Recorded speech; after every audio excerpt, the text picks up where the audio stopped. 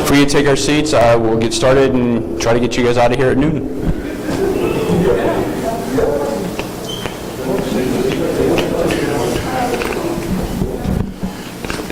Well, good morning to those online and good morning to those here. My name is Ed Tidings, and for the next 2 years, as long as I don't mess this year up, I have the opportunity to serve,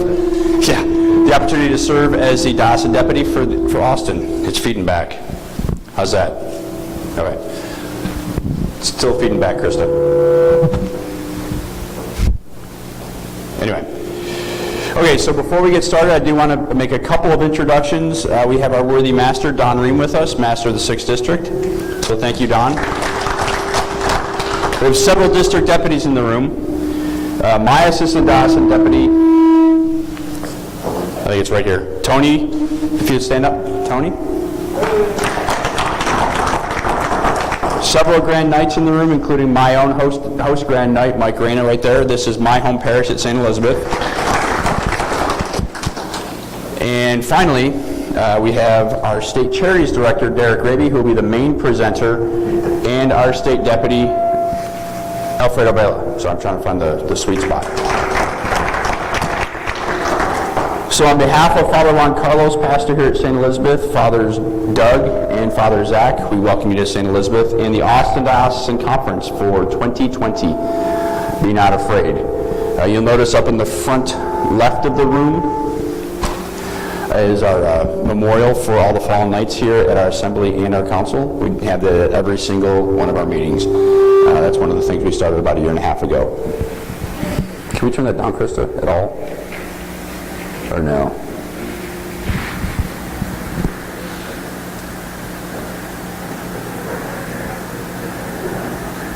And the AV crew never gets any recognition, but the AV crew is Krista here at St. Elizabeth and my son Eddie, who is in night in training and night in waiting. He just doesn't know yet.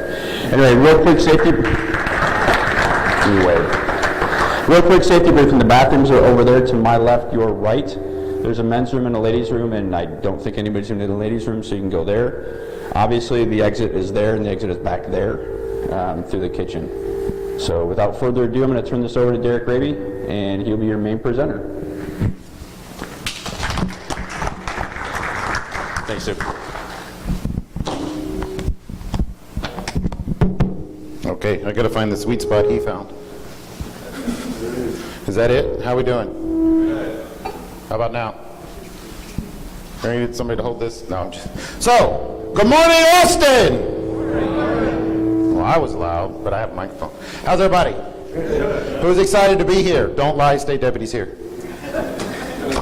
All right, yeah, the Sir Knights are excited that are all dressed up and ready to go. All right, normally I will kick this off and get right into presentations, but your worthy master has a place to be this morning for official capacity. So we're going to start this off with your 4th degree presentation with your worthy master, Don. If he's ready. I'm ready. All right. This is the sweet spot, so we won't kill their ears. I'll hand off to you. All right. Thank you, Mr. Thank you, sir. Thank you, brother. Good morning, bro. Good morning, everybody. I just want to let you know, how many 4th degree Knights here? We're all 4th degree Knights. We got a couple of hands in the back that are not 4th degree. We got to get them in the 4th degree next. Guys, next exemplification I'm trying to set forward is going to be November 7th.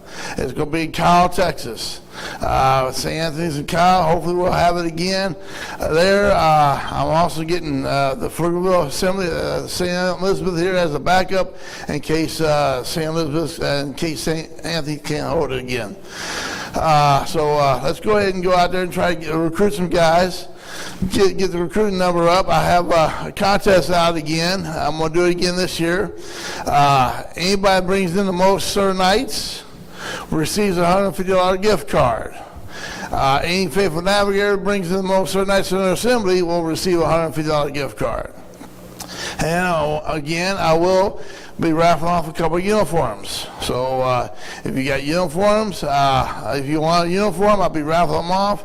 They're $10 a ticket or 3 tickets for $20. So go ahead and the raffle will be taking place at the banquet after the banquet's over that night, the exemplification there. So if you want, go ahead. but we need to try to get the order up there. This is the official uniform right now, and also the official mask is a black mask. So if you do fall out with the Knights of Columbus, or even if you're in a tuxedo or in a suit wearing social baldred, you have to have a plain black mask. Nothing else on it but a black mask. So, and we got, please, if anybody passes away, certain night passes away, you gotta let us know, let me know, so we can get ready for a fallout and all, because we will do have fallouts out there also as well. So, does anybody have any questions for me about the 4th degree? Is there a district meeting coming up? Not this moment, no, I haven't gotten, we're still waiting on the, Repeat the question so they can. I was asked if there's a district meeting coming up at this point. No, not this point. There's no district meeting right now. We're still waiting to have our master's meeting here in August there, so hopefully that'll be happening here. Anything else? Yes, sir.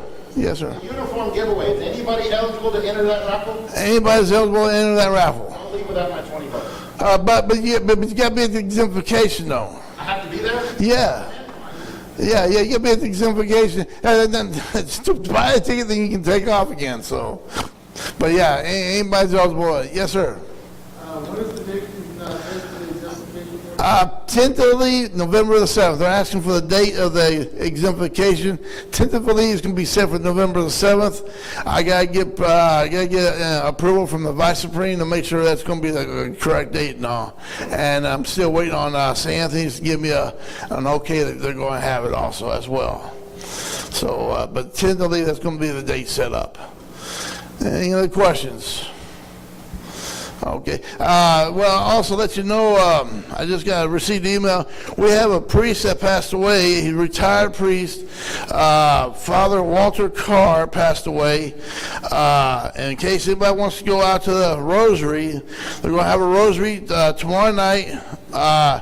They're going to fall out of visitation at 6 o'clock at night, and they're going to have a rosary starting at 7 o'clock. It's going to be at Santa Rosa de Lima Catholic Church over in Andice, Texas there. 657 FM 970. If anybody wants to go to pay the respects to Father Carr, and then on Monday morning they're going to have the funeral service over in Georgetown at St. Helens Catholic Church and all. So, but if there's no other questions for me, I'll hand it back over to Dirk.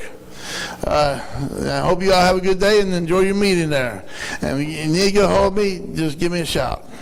Thank you, brother. Thank you, sir. How about Master Don? Awesome job. Excellent. Glad you could be here, brother. Okay, just a little housekeeping, cleanup. We do have our local Worthy chapter president, Brother Mike McLaughlin, has joined us here today as well. He also wears another hat. He is the executive secretary for the Texas State Council. So for those of you at home, Mike's right there. So, who's ready to get started? Yes. All right, 3 of y'all. I'll wait. Who's ready to get started? Hey! For those of you at home, there's like 500 people in here. All right, I gotta remember which one. All right, let's go old school. Membership. Who's excited about membership? Everybody's excited about membership. So Brother Ron Alonzo is our membership director for the State Council this year. Who does not know who Ron is? No hands. So everybody knows Brother Ron out of Corpus Christi. Awesome. He and his team are here to help us get to through excuses, right? If you haven't heard it yet, the theme of this year has been no excuses. Let's get it done. Be not afraid. So COVID-19, who's never heard of COVID-19? All right, no hands again. So we're going to think outside of the box on a lot of things we're going to do this year. And one of those is not having any excuses for this COVID-19 pandemic. And we're going to work with everybody to recruit. We're going to use e-membership. Who doesn't know what e-membership is? The online opportunity. Everybody knows that. Anybody know that it's free right now? That Supreme has put out a code that you can bring members online between now and August the 5th for free. That means Supreme is going to pick up their online membership tab, and that's good for 1 year. So at the end of that year, they will get invoiced for their $30 dues unless you convert them to a council member. So that opportunity is available. We have online exemplifications for those that maybe have already joined online. You can convert them into your council very easily using member management. There's a tab in there for candidates. You transition them through that electronic process, get them to an online exemplification. There are scheduled exemplifications where you can be with others, doing it online together at the same time. There's on-demand exemplifications. So if you have a member that says, I just can't do a Tuesday or a Thursday, there's on-demand. You can work with their schedule. So again, no excuses. Use those online exemplifications. You can do it by a Zoom meeting. We've got several dioceses that have diocesan teams. Their membership team is getting on Zoom or other formats of joint communication to allow exemplifications to happen that way. And as I mentioned, the on-demand is also there as well. This eye chart right here is just an example of what somebody's going to get if they join online. They're going to get a letter back from the Supreme Office welcoming them to the order. And it's going to be directed to just them. These is the current on-demand or the online exemplifications. These are the next few dates. We got July 30th, July 29th in Spanish, and July 28th in French. If you need French, it is available, so no excuses. And then the on-demand link is there, and you can pick any of those 3 languages. Again, if you go to the on-demand, this is what you're going to see when you click on that request. You're going to get this form here to fill out. It's just asking about who you are, where you're from, so they know where to assign you. And you'll get followed up with some questions that they need to answer, right? That's part of the screening that we do to make sure that we're letting good Catholics into our order. And some procedural documents will follow that, so there's no confusion or no questions. And all this is available online. I'm going to burn through these kind of faster. We're going to be here till 3 o'clock tonight. Who wants to be here till 3? Not me. So this stuff is all available online when you click on that first link for the online exemplifications. So the goal is to get all councils active. What does that mean? That means all councils recruiting. So to get all councils recruiting, we use the tools we just talked about. We interact with the members, candidates ourselves. We get them involved with the online opportunity. We get them involved in online exemplifications. It's there, no excuses. There's no reason not to be bringing new brothers into our order right now. Grand Knights, don't do it by yourself. You've got a team. You've got 14 elected officers, including yourself. You should have a membership director. Make sure that membership director gets a team to support their efforts. Find a brother knight in each mass. Assign them recruiting duties. Does that mean they're the ones solely responsible for recruiting? No. No. Your members are responsible for recruiting. If you remember back, that's part of what we've talked about year after year after year, is every one of us are a recruiter. Every one of us should be offering membership to practical Catholic gentlemen in our communities. Why? Why? Who knows why we should be offering membership? Not Mike. Mike, don't raise your hand. All right. And we probably should talk about this. Who joined the Knights of Columbus to come to meetings? Wow, everybody did not raise their hand, because I didn't either. Who joined the Knights of Columbus to make a positive impact to their community? Almost every hand in the room. Who joined the Knights of Columbus to be a better person? To be a better Catholic? To be a better father? To be a better husband?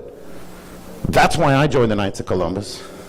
And that's why most of us in this room joined the Knights of Columbus. One of those laundry list of things, not to join and attend meetings. That's your story. Tell your story to someone that you think will make an impact for the good to your community, to your council.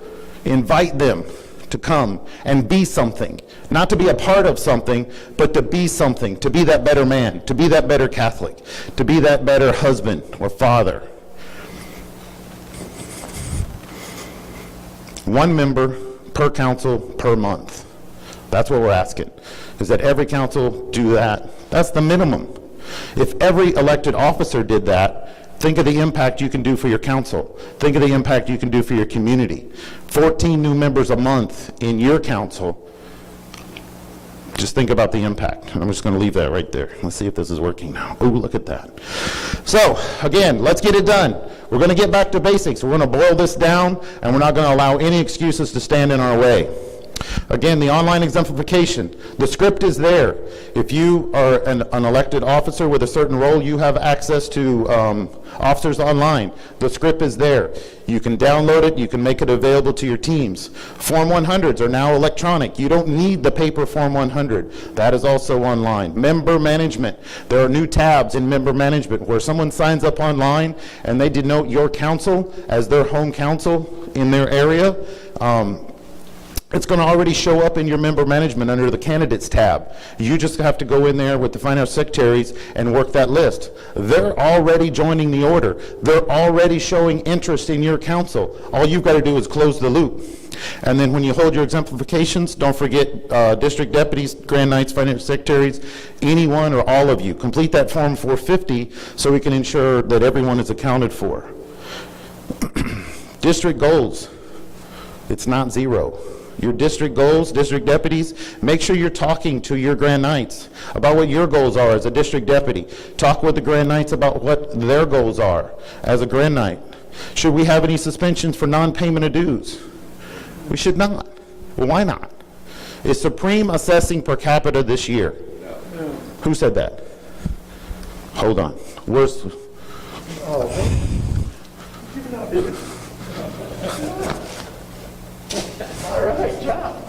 All right, that's right. No, Supreme is not assessing per capita this year. Why not? Because of COVID-19. They want you to take that money and use it for charitable good. So suspending a member should not be a problem, because Supreme is not going to assess you because they're being fraternal. They're not assessing you as a council. So if you have members because of COVID-19 having financial struggles, have that conversation. What can they do? Can they maybe make up dues payment with service hours? Think outside of the box. No excuses. Retention. Who's ready to have this discussion? Retention, right? Everybody's favorite topic. I'll just tell you, if you follow the rules, you can get done what you need to do. But I'll tell you, the goal should not be entering this fraternal year to see how many numbers of members you can take off of your rolls. You should be trying to figure out how you can energize these members to come back into the good graces of the council and take an active part of what we're doing. The Knights of Columbus are needed now more than ever. This pandemic has shown communities are struggling. Our members are struggling. Their families are struggling. What can we do to bring them back in? Leave no neighbor behind. Has anybody not heard of No Neighbor Behind? The program that they launched at the beginning of the pandemic, right? The first thing they asked us to do as councils, leaders, is reach out to every one of your members. Pick up the phone, if nothing else. Find out how they're doing. Are they working? Are they out of a job? Do they need money? What can the council do to support them? We have 212 total districts in the state. The goal is to keep retention high. We want to retain our members, especially now. Let them know we're here for them and we're here to support them. 102 councils submitted to Supreme notices of intent to retain, which is the new language for the form of members that are struggling in one way or another with regard to their membership. Just work with your members. Work with your members. Find out what their problem is. Don't just write them off because you haven't seen them in 10 years. Don't just write them off because they haven't paid a dues payment in 3 years. We should be leaving no neighbor behind. Getting out there, talking to our members, and encouraging them to get back into the fold. There's some numbers here. Bottom line is, we should be retaining all of our members. This is the year to do it. There's been no better reason to get in touch with them and find out where they're at and what their needs are. If anything we do in this order, we should be doing it with a fraternal approach. We should be doing it with loving arms and open hands, open hearts. So when you have to have that conversation, do it fraternally. Hey brother, how you doing? We haven't seen you in a while. Not, hey, you haven't paid your dues in 6 months or 6 years or 10 years. What's going on? That's the wrong approach. Is that how you would want somebody to call you if you were in a spot, right? Think about that before you even make the phone call. Keep communication lines open. Never put up a barrier or a block or burn a bridge, right? Because you never know what that member is really suffering through or experiencing, because they may not just come forth and tell you right away because you haven't built that bridge, right? You haven't built that clean line of communication where they feel comfortable. And then follow the procedures. I said that a minute ago. If you just follow the retention procedures, you can take care of the business you need to take care of. Don't skip step 2, thinking you don't need to do it, that it won't matter, and get on to step 3. It's just like connecting the dots when we were kids to figure out that it was a duck, right? You couldn't go from 1 to 3, it wouldn't come out a duck. So same with retention. You've got to follow all the steps so you can get that nice clean picture to send forth. Treat each member as a brother knight. We've kind of already mentioned that. Make sure whoever's doing your retention is not acting like a bill collector. Again, make the communication fraternal. Make the communication open and speak to their hearts and their minds. The intent is to bring them back into the fold. And make sure you're using the Texas Membership Conservation Report. This is the line of communications. If you haven't seen it before, this is how it starts. This is the flow. This is where it goes. And if you skip any of that, guess what? It's coming back. And then you're going to get frustrated. Why did it come back? You skipped step 2. You didn't draw the duck. Communications. Grand Knights, finance secretaries, make sure you're in communication. Make sure you're both on the same page when it comes to the Texas proper billing procedures. Make sure your retention committee is on the same page when it comes to the proper Texas billing procedures. Then no one should be in the dark. No one should get surprised. District deputies, you're a vital part of that communication link. If you are not hearing about this from your Grand Knights, make sure you're starting that conversation early so you don't get surprised later.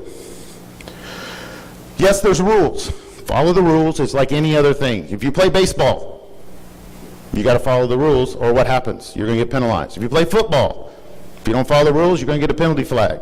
If you play soccer, you're going to get a yellow or a red card. It's the same thing. Just follow the rules, and all will be good. This is just information gathering again. When you follow the membership conservation report, you gather the information to support your desire. If you don't do this, you can't support your desire, then it's going to come back. This is the form. It's available on the Texas State Council website. You can download it from there.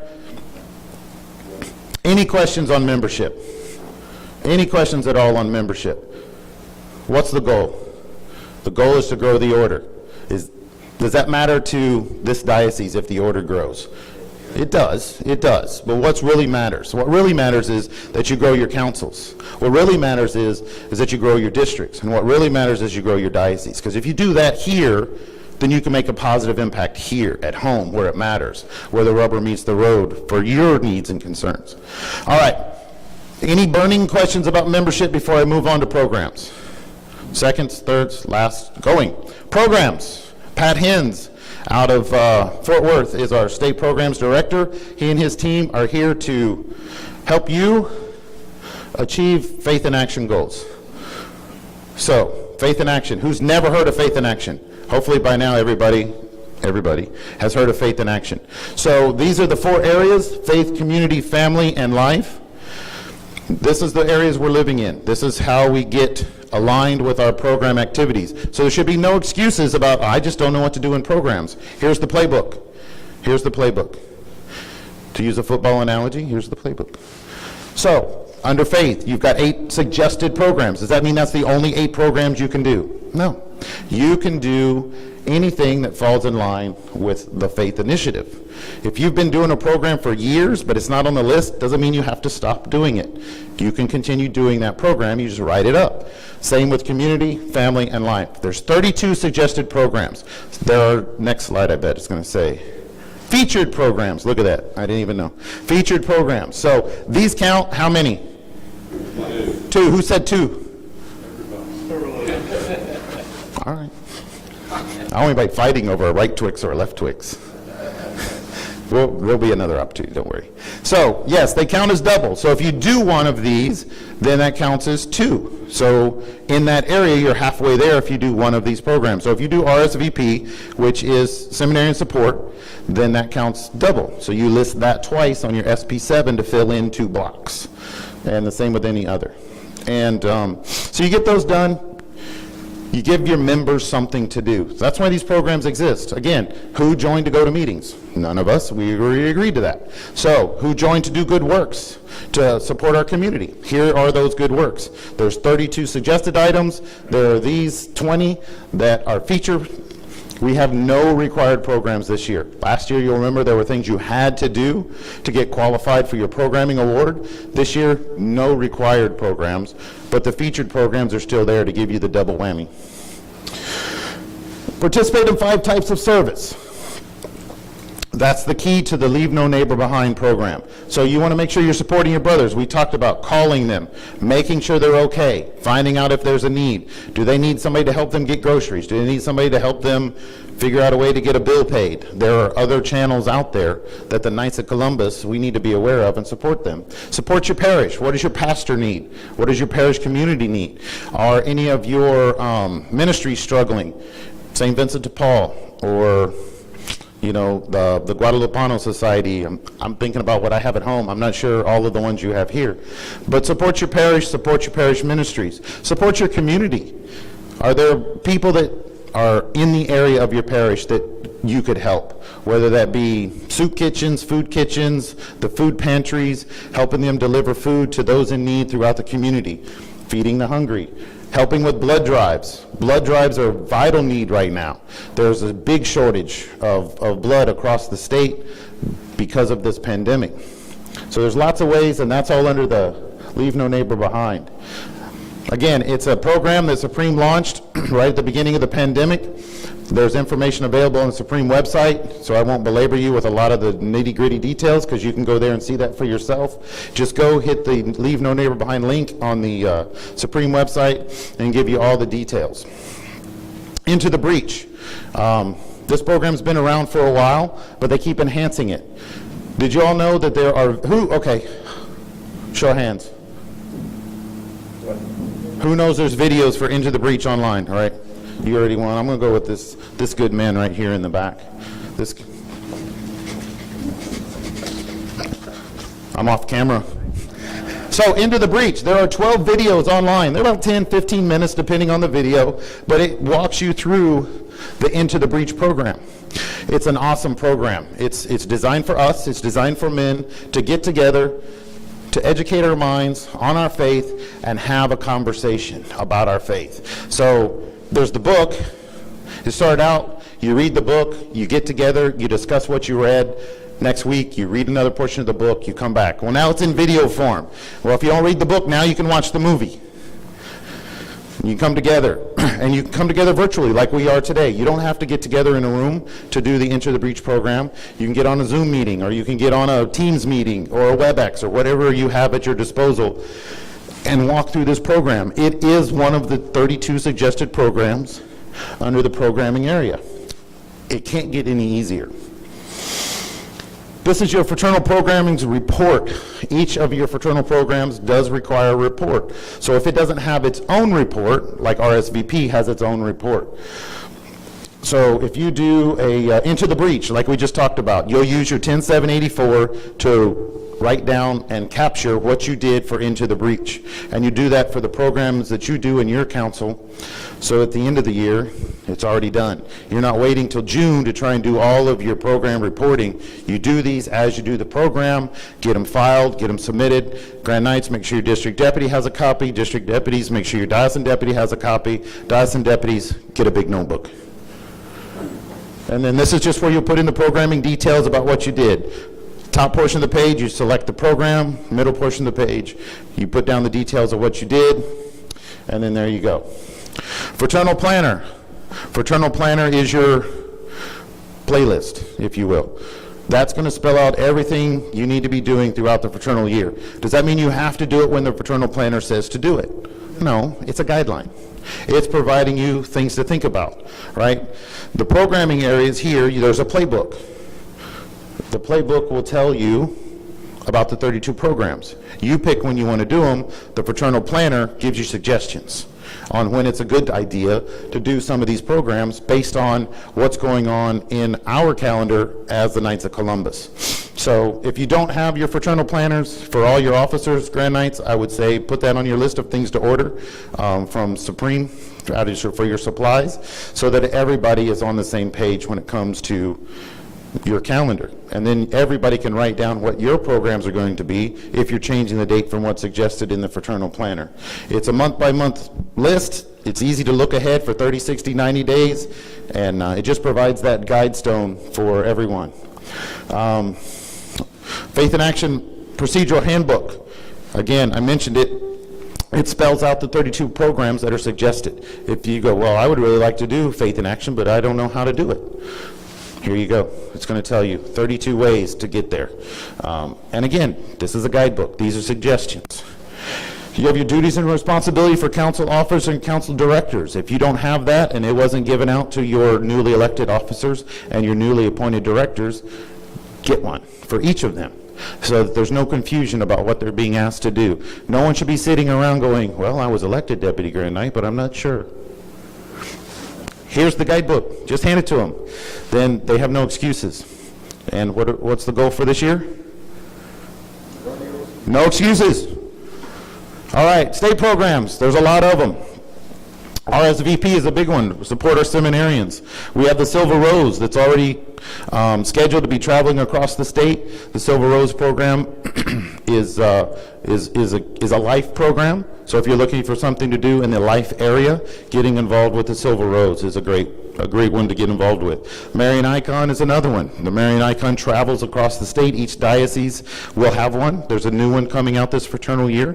When we'll actually get it, we'll find out in a couple of weeks, maybe. And but when you get yours in your diocese, diocesan deputies, please put those in the hand of your district deputies. District deputies, put that icon in the hands of your Grand Knights. Grand Knights, put that into your communities. Do this prayer program. There's an awesome program that it needs some love and attention, and it's up to us to give it that love and attention that it's due. Another key program here in the state is Shield a Badge with Prayer. If we got any law enforcement here in the room, other than myself, retired? Okay, no worries. This is an awesome program that you can support your local men and women that are out there protecting us and our families on a daily basis. It's very simple. Just make the decision that you're going to support your local police station, substation, depending on how big the jurisdiction is in your area, and keep those members. It's just a matter of praying over their badge number. If you know the person personally, that's even above and beyond, but at minimum, just work with the local department, see if you can get a list of badge numbers, and just pray over the badge numbers for those people. It doesn't matter if they're Catholic or not, right? There's power in prayer, and those folks are out on the front line every day. If you need to know more information, Brother Pat Hands, our programs director, is leading that. So if you need any information, you can find his contact information on the Texas State Council website. He'd be more than happy to walk you through how to start this program in your area. Ultrasound program, that's an awesome program. If you've got a pregnancy crisis center in your community that does not have an ultrasound, get a hold of Brother Andrew Clark and he will help you start and succeed with an ultrasound program to gather the funds needed to get an ultrasound for that pregnancy crisis center. Now, if you've done that, say 10 years ago, it's like anything else with technology. It's time for an upgrade. So if you did it 10 years ago for a pregnancy center in your area, work with Andrew. It's time to look at getting a new, more up-to-date device. Pro-life, the ACE wings. I see lots of ACE wings here in the room. If you don't know what the ACE wings are, please get with your district deputy, Grand Knights, make sure your members are aware. This is awesome. Sidewalk prayer, programs like that, getting out in front of the abortion clinics and being that visible and vocal advocate for protecting life. That's what the ACE wings are about. It's just a way to visibly show your support for the pro-life movement, and it starts a question. It's like, well, what aircraft do you fly, sir? Well, actually, it's not about that. Let me tell you what these wings are really about. So, again, it's another tool, it's another program, it's another area to find success. State sports programs. We got lots coming on, and some other things coming up. The golf tournament's coming up fast, August 28th weekend. We're going to be in Floresville and Pleasanton with the state golf tournament. If you don't have your team together, don't fret, you still have time. My team got together yesterday. We went out and, well, we were on the golf course. but it's about having fun. And we definitely had some fun and told some some stories. So there's still time for you to get involved with the golf program, with the tournament coming up at the end of August. The free throw challenge will be in San Antonio again this year. That's for our youth. The bowling tournament is to be determined somewhere around the springtime, April. So look out for that news. And then men's and women's, I'm told. So ladies, dust off those balls, shine up them shoes. And then we have the Darrell Interrupt softball tournament will be in June. So for us that are a little more seasoned in the sporting area, make sure you stretch if you're going to play the softball. All right, time-sensitive programs, the Silver Rose. That schedule, like I said, it's pretty much booked solid. If you really, really, really have a burning desire to get involved with the Silver Rose, please get a hold of Brother Tom Kruger. His contact information is on the State Council website, and see if there's a slot. Diocesan Deputy, if you don't have a Silver Rose point of contact for yourself, please work with your district deputies and get engaged with this program. The citizenship essay. Here are the dates of when you need to order your kits, when you need to get the students start writing their essays, when you should be judging. Again, you can find this information available. There's a whole kit that's available. It's free. You just got to order it, and it's going to give you that timeline. It's in the supply store online. Just go get on your officers online, go to supplies link there, and you can get a hold of this. July, August, so we're right there. You should be ordering your kits now to start working on the Catholic Citizenship Essay Contest if that's an area you want to work on in your council. Soccer Challenge. The state does not host a soccer challenge, but that doesn't mean you can't. At the council level, at the district level, at the diocesan level. If that's something that interests you in your area, by all means, do it. It's a youth program. It's part of community. It could be part of church. It could be part of wherever you think it will fit. But you are more than welcome to continue doing that program. The stuff is still available. You can still order the Soccer Challenge kits through the Supreme store. And these are the recommended times to hold that. Again, suggested. Feel free to adjust that to what works for you. But as a reminder, there will not be a state competition like we used to have in the past at this time. The other we have here is Keep Christ in Christmas poster contest. That's again, it's another way to get involved with the youth to show that we're not just about selling taco plates or burning burgers or those kind of things. We also want to show that we are involved with the community. It's a way to get involved with the youth of our community and allow them to show their artistic capabilities across the community. This is a program that not only happens here at the council level, it should be happening at the district level, to the diocesan level, and up to state and on to Supreme. So nominations, the state winners are forwarded on for the international competition with Supreme. Takeaways. The success of any council comes from the success of your programs. You want to recruit new members? Programs. You want the community to get excited about the Knights of Columbus? Programs. If you're out there doing the good works we do, they're going to notice. They're going to notice. They're like, oh, they don't just sell pancakes. They don't just roll tacos. They let kids do posters. They let kids write essays.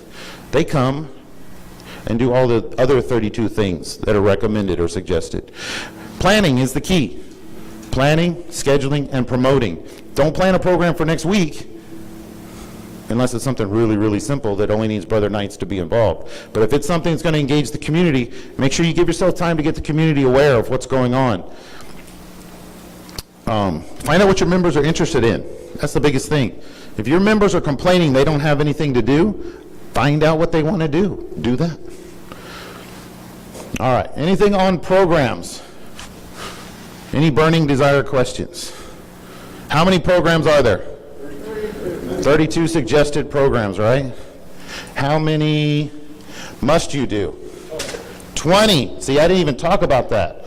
That's right. This year, you only have to do 20 to qualify for the Columbian Award. 20 programs. 16. Are you sure? Yeah. Right there. There you go. See? He's paying attention. No, keep it. Keep it. Yes. So, how many required programs are there? Zero. There are 32 suggested program areas. I need this. There's only no required. There are featured, but in years past we've had required. This year, none of them are required that you must do to qualify for the programming award, which is the Columbian Award. Be bold, be not afraid, get out there in your communities as best you can. I know the pandemic will make it challenging to do things we normally do. Think outside the bun. What can you do to impact this community? Do they need blood drives? Do they need people delivering groceries to those that are homebound and can't get out or are too scared to get out? We're doing that at our own council. Every Saturday, we've got a group of Brother Knights. They're showing up at our St. Vincent de Paul. We're picking up groceries and we're delivering them to those that just don't want to get out in this pandemic. And it's easy to do, right? St. Vincent de Paul puts it all together. We're just the vehicle to take it to the address. It takes about an hour each Saturday morning with the group we have together. So that's just an example of things you can do to make an impact for the good. All right, Star Council Award. Star Council, Brother Reed Fontenot is our state Star Council Director for this fraternal year, and this is his team. I won't drone on with that because you can see this. Go to the Star Guide on the State Council website and you can see all of our teams. If you want to know who's doing what area that really interests you, go to the Star Guide. The Star Guide is your roadmap for the Texas State Council for Success. This should be the guidepost for every council. Every council should be starting off right now trying to figure out how they're going to get to Star Council. Not, that ain't for me, I'm not even going to look at it. That's the wrong attitude. Every council right now should be striving to get here, to Star Council. So how do you do that? How you do that is through programming and membership. Membership's number one. Everyone should have appointed a membership director by August 1st, because that's when the forms due, right? Hopefully you've already done that. But you have until August 1st, technically, by the guidelines, to get that done. This should be their goal. Your membership director's goal should be to earn this award right here for themselves. Every council. So if your membership director and their membership team, which is all of us, is focused on this for your council, then that's a third of this. So you get there by getting excited about membership. You get excited about membership because of, not insurance, programs. Programs. Because if your members are engaged, they're excited to be engaged. If your members are excited and engaged, your community is going to be excited, because whenever there's excitement, everybody wants to jump on board and be a part of that, right? Yes, yes. So, membership, our fraternal benefits. Each one of us in good standing has access to these benefits. We need to be focused on this as well. What is the goal for insurance this year? How many insured members have to get an insurance product this year to get you qualified for insurance? Who said zero? I heard it, I think right here. I think this brother right here. All right, that one doesn't want to cooperate. There we go. All right, zero. But what do you have to do? 2 fraternal benefit nights. 2 fraternal benefit nights. Now, do we want our members to get an insurance product? Of course, because one, it's among the best insurance products available to us, and we are the only ones that can get our benefits through our insurance program, because it's ours. It's Knights of Columbus. You can't have access to this unless you are a Knight of Columbus, or unless you're married to a Knight of Columbus, or unless you're a child of a Knight of Columbus. This is another pillar that gets you back to the Star Council. So make sure you've got your fraternal benefit night scheduled. You should have one scheduled for this half of the year, before Christmas. No excuses. Schedule it. You can do it like this, where there's some of you here in the room, there's some of you on the camera at home, watching from the comfort of your couch. Work with your field agent. Work with your general agent. They are more than happy to work with you and put a plan together for your council so that you can get qualified for this pillar of the Star Council Award. Because the Star Council is your goal. It's your guidepost. Everything you're doing should be done to get here. That's how you show that you're an excellent council, that you're a council performing in an excellent manner. This is where your members, you got to get them excited. This isn't a Grand Night Award. This is a council award. And it's not just a local award. It doesn't just get recognition here in Texas. This is an internationally recognized award. Every council in our order knows who made Star Council. Be on that list.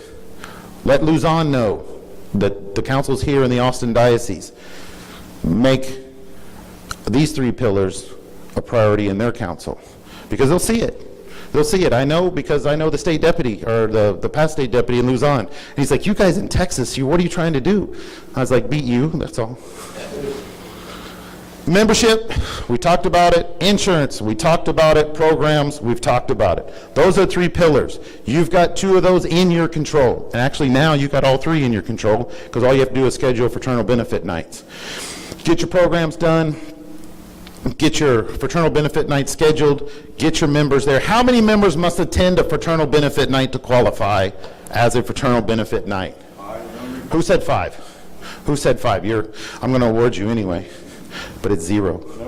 There's no requirement. But is a fraternal benefit night valuable if there's 0 members there? And the answer is no. The answer is no. So you want to get members there. But it used to be a number, right? It started off, you had to have 10 insurance eligible members present, right? That was last year. Then it went down to 5. That was last year. This year, there's no number, right? You can have 1. You should at least have 1, or it's not a benefits night. So who counts as the 1? If it's the field agent, does he count? No, he's the presenter. If it's the grand night, does he count? It's 1. He can count. But it's easy, especially now, right? No excuses. You've got the virtual option. You've got the face-to-face option with social distancing. No excuses to have these things scheduled and to get these things done. All right, Star Council requirements. Complete your forms. We talked about the 10784s. Make sure you're getting that for your forms, your programming. That's going to help complete that SP7. SP7 is due when? Who said June? Who said June? Somebody back here said June. Nobody? June what, though? 30. June 30, right? When should it really be turned in? Think about this. If you think about this, May, right? I've always told my diocese when I was a diocesan deputy, get it done by May 1st. Well, you're taking a whole month away from me. No, you can still do programming in June.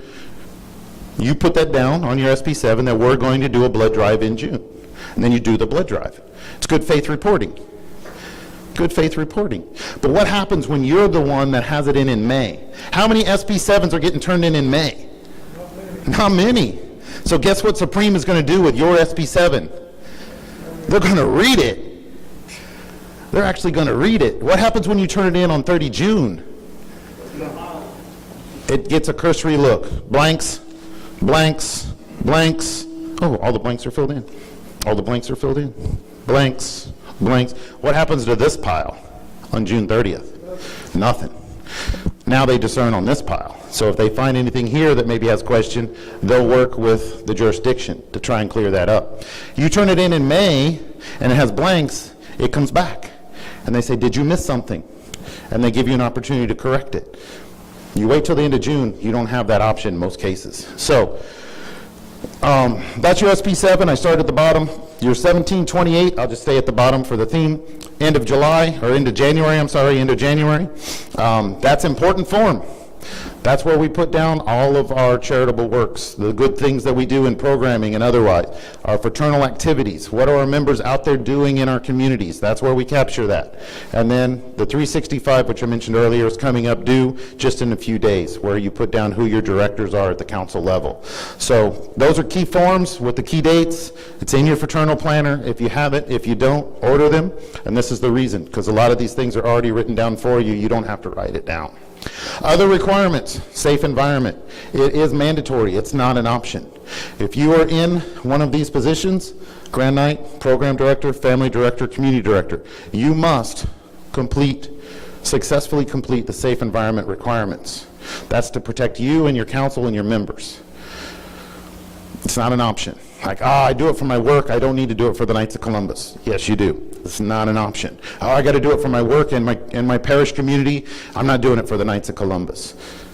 Yes, you do. It's not an option.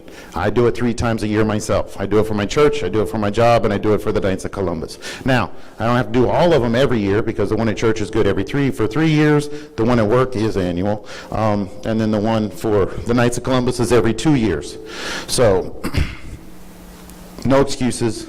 Let's get it done. Back to basics. You're going to get an email if you're any one of those positions. When you've turned in your 185 or your 365, you should have already gotten, if you're an elected officer, you should have already gotten your invitation if you're due to complete your safe environment training. There are 3 training sessions. Each takes about an hour. Just carve out some time. You got 30 days to do it. And then if your 365 has been turned in, your directors should have already received their request invitation.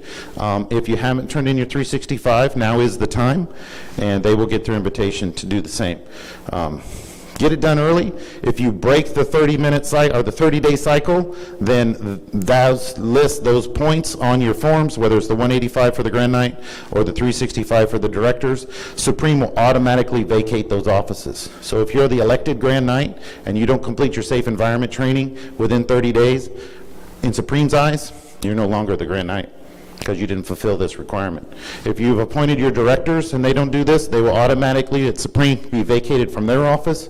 They will no longer see them as the directors. So what do? Fill out a new form, update it, send it to Supreme, you'll get a new email, do your training. Fair enough? Fair enough. I mentioned it before, it's good for 2 years for the Knights of Columbus. Your parish community may have different timeline. If you have to do that for your job, it may also have a different timeline. But for the Knights of Columbus, 2 years. And there's a link you'll get as the Grand Knight that you can check on this from the company. So make sure you set your login up so that you can go in there and keep track. And you should have no excuses, because you can see it in real time. Who's done, who started, and you can all, because it'll tell you that too. If your directors haven't even logged in, you'll know. So then you can give them a call and fraternally remind them that they need to do that. Supreme assessments, we talked about this earlier. There are none. There are no Supreme assessments for this fraternal year. Why? The pandemic, COVID-19. Because if you plug into the fraternal webinars, they give you an update on this about every other week now. It was weekly for a while. But they're not providing assessments because they want you, councils, to use those dollars to do charitable good in your community, whether that's providing for a financial need or providing for some other kind of need, whether it's groceries or helping a community member out, a brother night, their family. They want you to use those dollars for charitable good. And we'll talk about more of that later. Goals for the diocese. Austin is here. You got 92 councils. The goal is 21 star councils. Seems pretty simple, right? I know you can do better than that, so we're not going to focus on that. All right, we're going to go back to the guidepost. The guidepost is star council for every council, out of the gate, no excuses. Let's get it done, because there's no reason not to. It's about programming. It's about inviting gentlemen in our community that are upstanding Catholic gentlemen to be a part of who we are. Not because we want them to join our organization to be a part of something, but because we want them to join our organization so they can be something, so they can be a better husband, a better Catholic, a better father. These are some resources that are available to you: Fraternal Planner, Faith in Action Guidebook, the Safe Environment Programming Instruction Book, the Texas State Council Star Guide, and you're going to get a Star Guide tracker report. I know that Brother Ed will get it. Is that filtering down to district deputies? A couple of them have come out. Have you all seen the Star Tracker report come down to your level yet? I'm looking at the district deputy. Have you seen the Star Tracker report? Okay. I know it's, information is coming. So use these tools. These tools are available to you. This is a form that was handed out for your district deputies to complete and return if you came to the organizational meeting. If you're a district deputy that was not at the organizational meeting, please acquire this form, get it filled out, get it back to the requester, which the information is available on the form. This is just kind of to help the Star Council team help you be as successful as you can be this fraternal year. Additionally, in Texas, we have other awards because we're Texas. We're better than everybody else, right? So Star Council, that's level 1. You achieve Star Council, you are a council performing in a very excellent manner. We can do better because we're in Texas. So we have the Lone Star Award for Excellence. The Lone Star Award for Excellence asks you to do a little bit more. Forms 185, right? That's in addition to all of the other Star Council requirements. You completed and submitted your Form 185. If you're a council that has not yet taken the opportunity to submit your Form 185 to your district deputy, District deputies, if you don't have all those from your assigned councils to provide to your diocesan deputy, now is the time. Please do that. You also need to pay your state per capita by March 1st to qualify for this level of award. You need to meet your state charity goal by June 30th. Send one delegate to the state convention. Submit your 1295, your audits by August 15th and by February 15th, and complete your IRS Form 990. You do those six additional things, because you've already done the other ones. You already got yourself qualified for Star Council. So if you do these 6 additional things, which you're supposed to do anyway, then you can get yourself qualified for Lone Star Award for Excellence.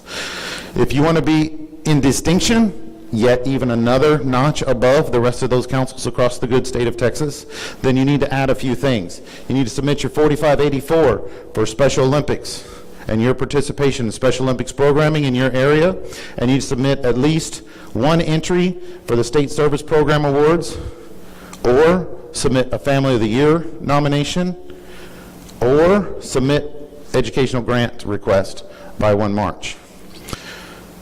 And the other additional thing is bring 2 delegates to the state convention. So if you do everything to get qualified for Star Council and you want to do a little bit better, you do those 6 things to get qualified for Lone Star Award for Excellence. If you want to even get better than that, you want to hit the top pinnacle of what's available to you to get your members recognized in the great state of Texas, you add another delegate to Supreme Convention, you add the Form 4584 for Special Olympics, and you do one of the 3 things under Bullet 9. Easy stuff. Easy stuff. We got 11 and a half months left to get this done. Okay, 11 and a week. 11 months and a week. No reason not to get there. I mentioned this already. It's not about us. It's not about us as leaders. It's not about us as individuals. It's about our councils. Star Council Award is for our councils. That international recognition of what we've done at the council level across our good order. Earning the Star Council Award, it's the guidepost. Every year should start off as we are our Star Council. And then you let the programming and the achievements prove you wrong. Right? Everybody in this room can earn Star Council this year. There's no reason you can't. All you got to do is do the simple things we talked about here today. Any questions about Star Council?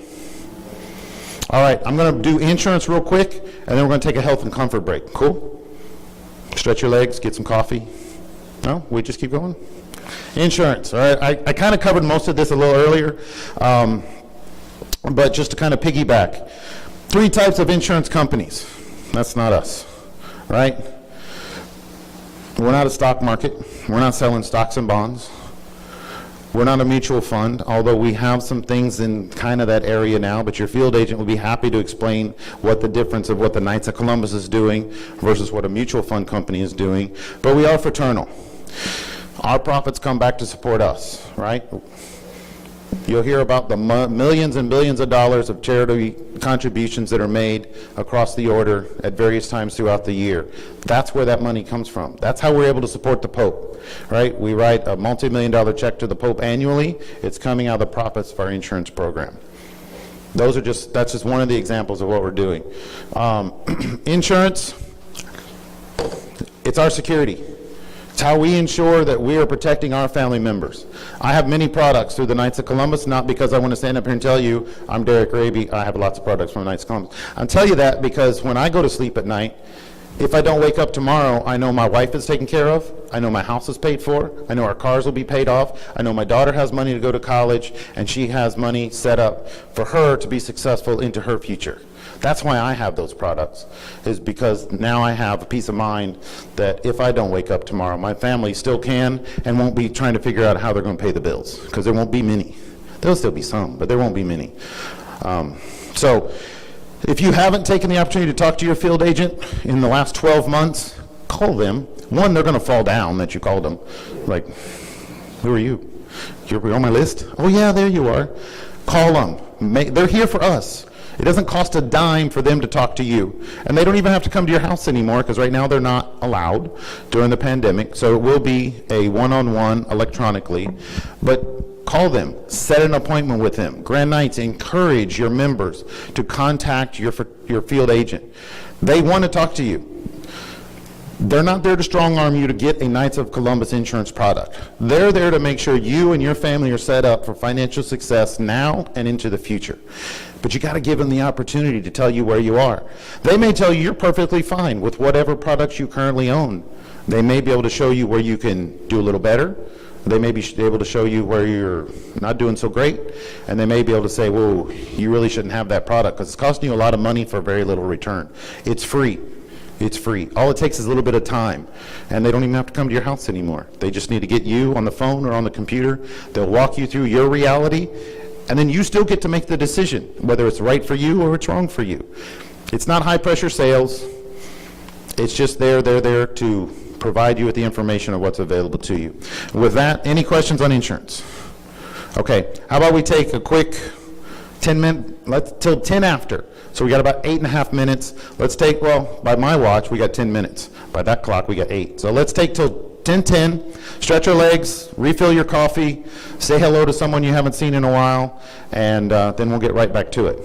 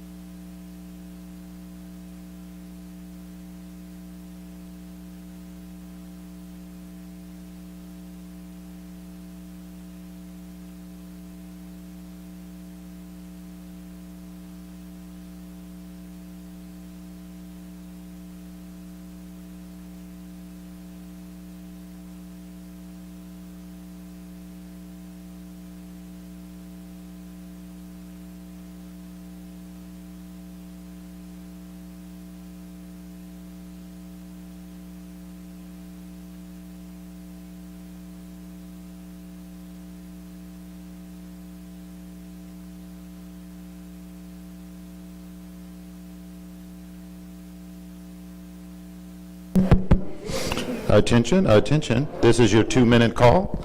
2-minute call to chairs, please. 2-minute call to chairs.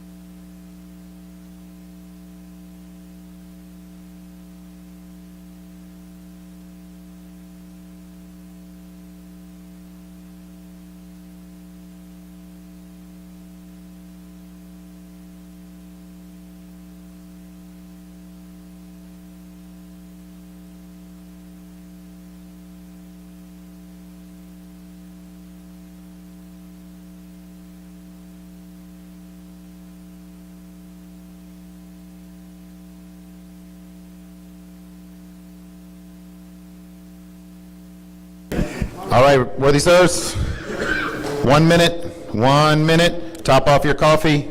Please migrate back to your chairs. Those of you at home, put your feet up.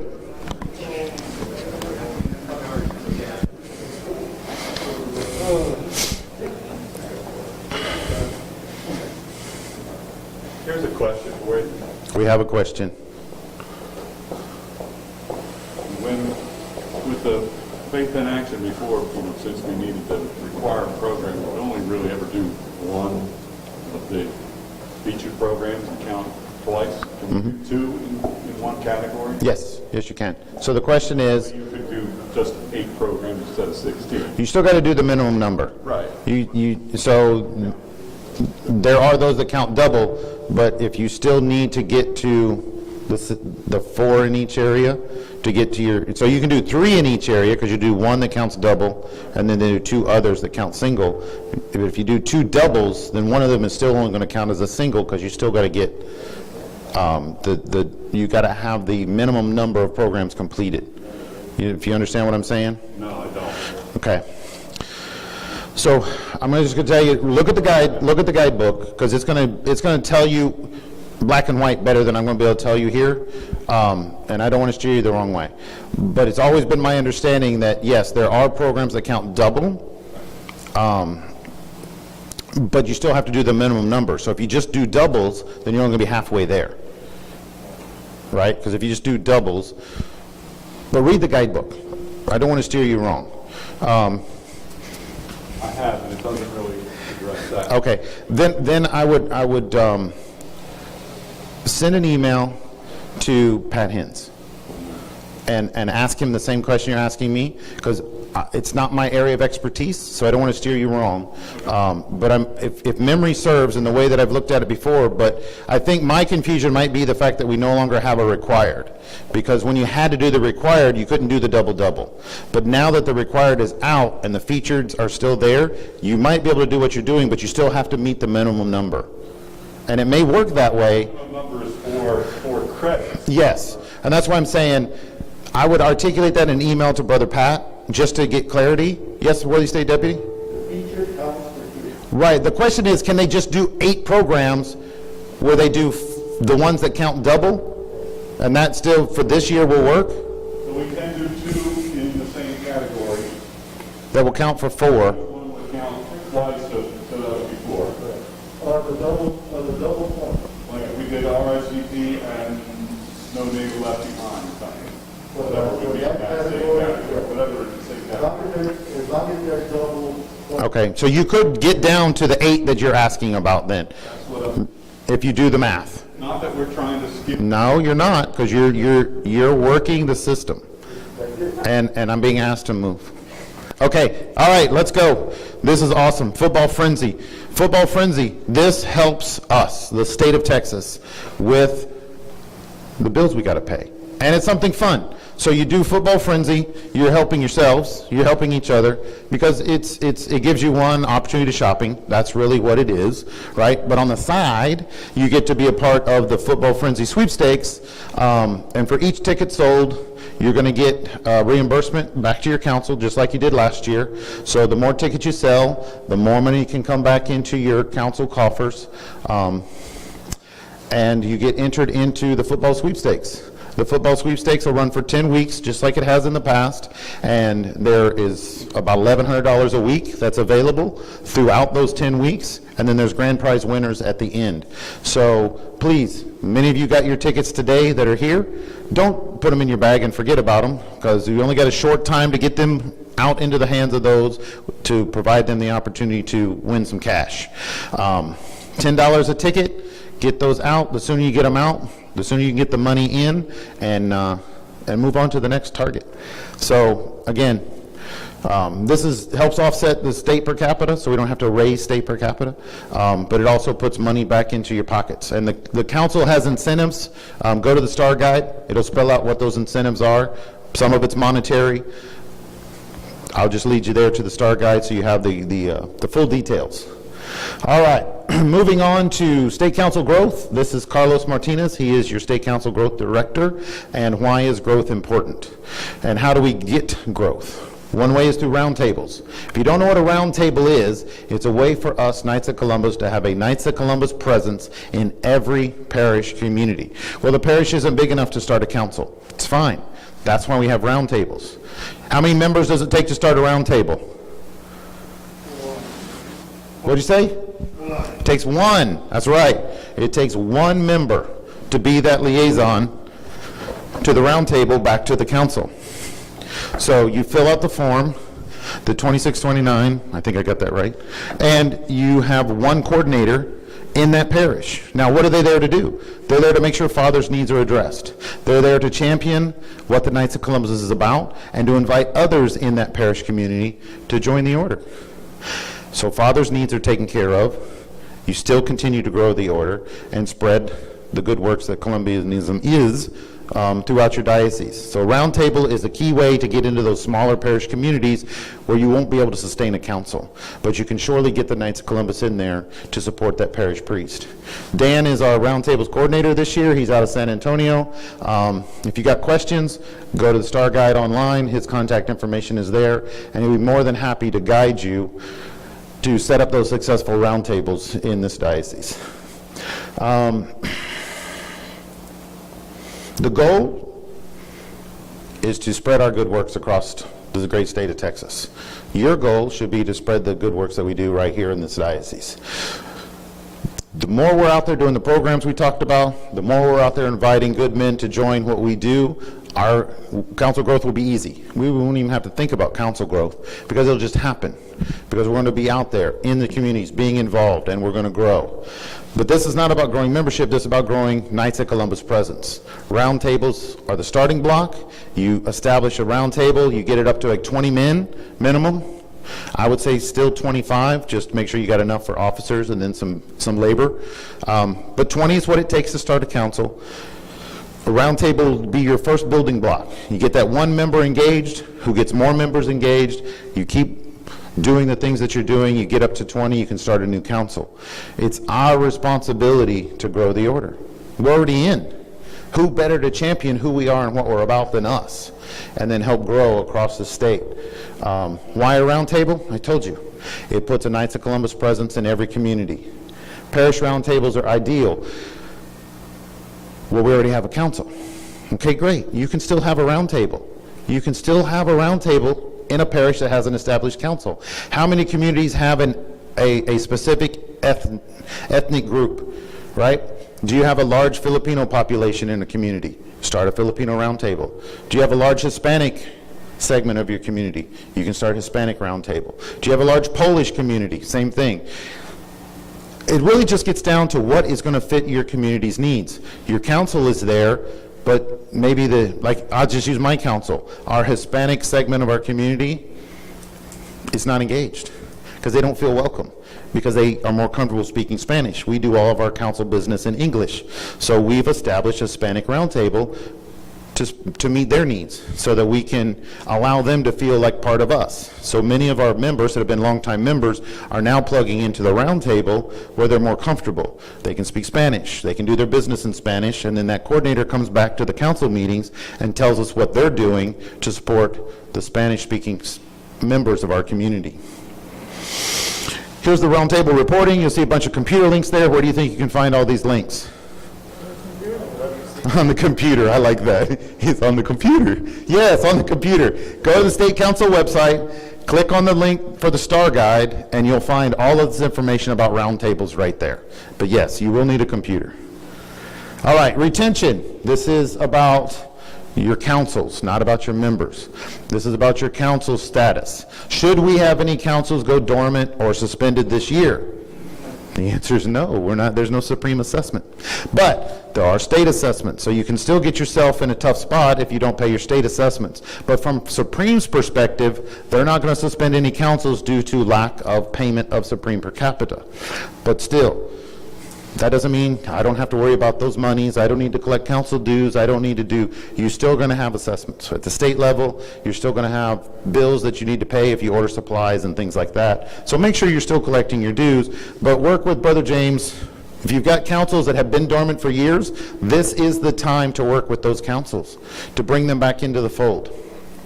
Work with them. Find out where they are. Find out what their challenges were. District deputies, if you have dormant councils, work with them. If you have councils that just got suspended for non-payment last spring, work with them. Now is the time to bring them back into the fold. Council retention, it's a process, right? Again, you got to go through the steps, work with James, he'll work with you, and he'll help you get those councils back to being a productive part of who we are and what we're about. This is just kind of a breakdown. State per capita breaks down to like $8 per member. You need those $8. So make sure you're collecting the dues so you can pay your state assessments. Again, no Supreme assessments. This is what you can't do, right? If you're not in good standing with the state, you can't do certain things. You cannot send delegates to the state convention. You cannot have participants, youth cannot participate in the state free throw competition. So please, stay current on your assessments with the state. The worst thing can happen is a young man or a young lady comes to take part in the state free throw competition, and we have to tell them they can't participate because their council that sponsored them didn't pay their state assessment, and they drove all the way from El Paso to come to San Antonio. You don't want to be that council. You won't be because you're not from El Paso. So don't even make them drive from Austin because that's just as bad. You won't be eligible for educational grants for those students that are graduating high school and looking for some education dollars to support their higher learning, or our youth that are already in higher learning that are looking for some additional educational support. If your council's not in good standing, they won't be able to be selected for those grants. You can't participate in state-sponsored athletic events like the golf tournament that's coming up. You have to be a council in good standing to do those things. You're not eligible for any state level awards. So you can't earn any awards if you're not in good standing at the state level. So no charity awards, no programming awards. And I would hate to see you all put yourselves in that spot because you're in full control. You get that assessment, comes from the state office. You'll get two things in the envelope. One's light blue, one's yellow. One is your state per capita, and one is your state charity goal.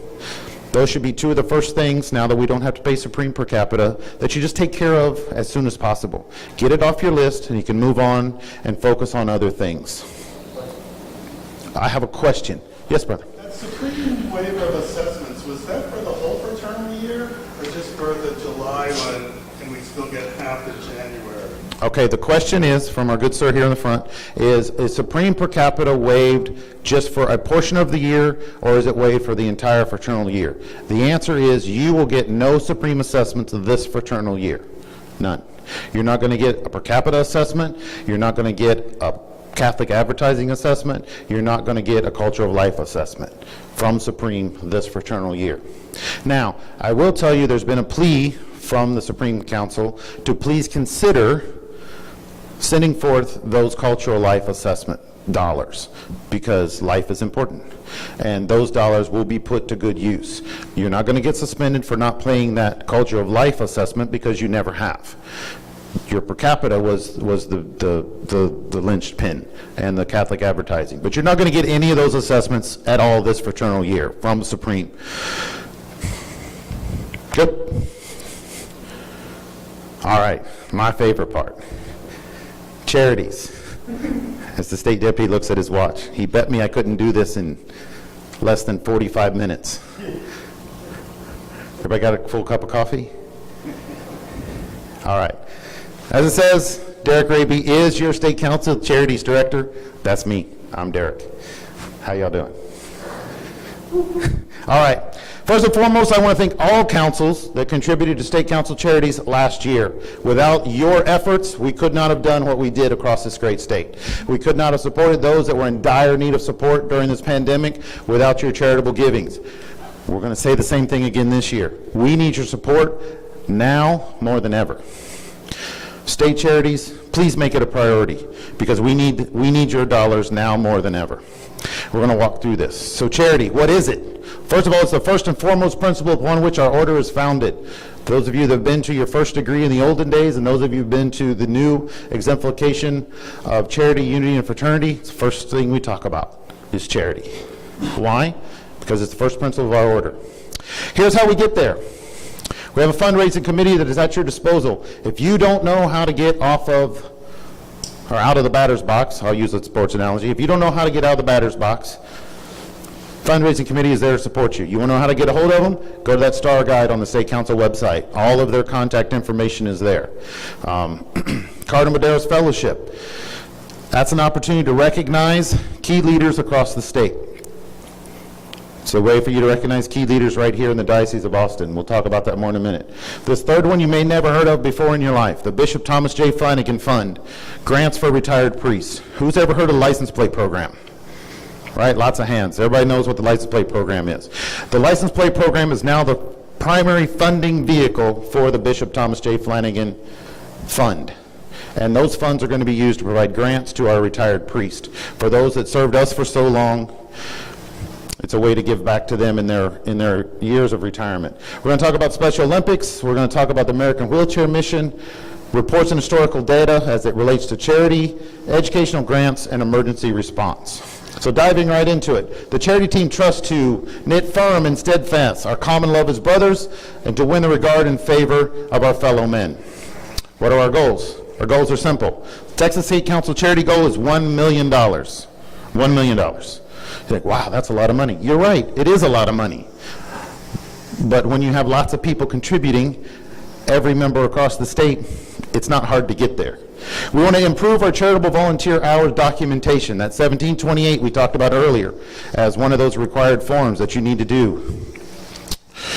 Doing it is half the battle.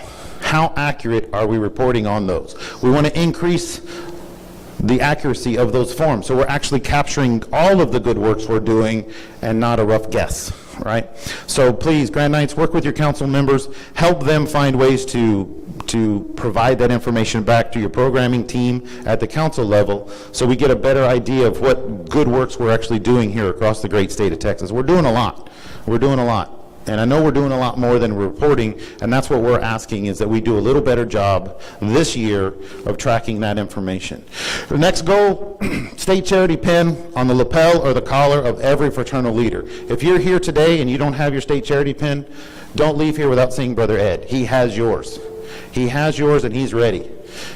$20 contribution minimum to get one of these bad boys to put on your collar. It's an awesome pin. It's going to start a conversation. We talked earlier about the ace wings starting a conversation. This lapel pin, whether it's on your lapel or on your collar, is going to start a conversation because people are going to see it. It's bright, it's shiny, it's awesome. It's going to help you champion the state motto of being not afraid. Like, not afraid of what? Well, let me tell you, right? It's going to start a conversation. So make sure you have that lapel pin. If you're a Grand Knight, Deputy Grand Knight, if you're the chancellor, if you're the program director or the membership director, you should have one of these on your lapel. You should have one of these on your collar. If you want one on both, Ed will take care of you. If you need one for your pajamas, Ed will take care of you. Just see him before you leave here today. Our fundraising goals, increase the number of councils making contributions. She said, well, I've contributed. Awesome, thank you. Keep doing that. We're talking about those councils that have not yet made the decision to contribute to state council charities. We want you to be a part of what we're doing. We want you to be engaged in making a difference here in the state of Texas. Want to increase the number of councils earning Quick Start. What is that? Pay your charity goal before December 31st. You'll be recognized as a state Quick Start award-winning council in the area of charities. And you get yourself qualified for Lone Star Award for Excellence with Distinction, right? Knock off two things. Get that award and get yourself set up for success for another award. So we want to increase the numbers of those councils. We want to increase the number of councils earning the honor roll. What's honor roll? Well, you pay your charity goal, you just wait a little while. It takes you a little longer, right? And there's nothing wrong with that. You just get your dollars in before the end of the fraternal year rather than the middle of the fraternal year. And again, we're happy to help you get to either one of those. We just need to know what works for your council, what works for your district, so that we can get you to that goal. So, fundraising, what do we need? That's all we need, gentlemen. We need 3 small cents from every member in the state of Texas. 3 cents. Can you see that? Can you all see that? You can't see that, right? It's too small. So, I brought visual aids. 3 cents. That's what we're asking for. 3 cents per member. So why 3 cents? Because every day you give 2 cents to your bishop. Who's ever wanted to give 2 cents to their bishop? Now you can do it every day. And you give 1 cent to the state council every day for this fraternal year. It equates to $10 per member per year. That's it. Per year, not per month, per year. $10 per member per year gets us to that $1 million and then some. It's as simple as 3 cents a day. If you want to give $3 a day, that's awesome. But we're asking for 3 cents per day per member for this fraternal year to get us to that $1 million mark. Because it's proper that charity should come from a poor man as from a rich one. Who can't afford 3 cents a day? Cardinal Medeiros. We want to increase awareness of this program. This trust fund was established in 1998 to increase the corpus of a trust fund that was established for our educational grants program. So the Cardinal Medeiros, it was named in his honor. He served here as a bishop here in Texas. He moved on to the East Coast. For some reason they thought, his time in Texas was done, so they moved him to the East Coast. But we named this many years ago in his honor. We want to increase fellowship participation, all right? Because those dollars give back to our youth. It gives back to our future in providing those educational grants. We want to ensure that we have our goal is to have 1 fellowship awarded in each diocese this fraternal year. When this program was first kicked off 22 years ago, we were doing 25, 30, 28 Cardinal Medeiros fellowships a year. It's kind of slowed down. In recent years, it slowed way down. So we're going to re-energize this.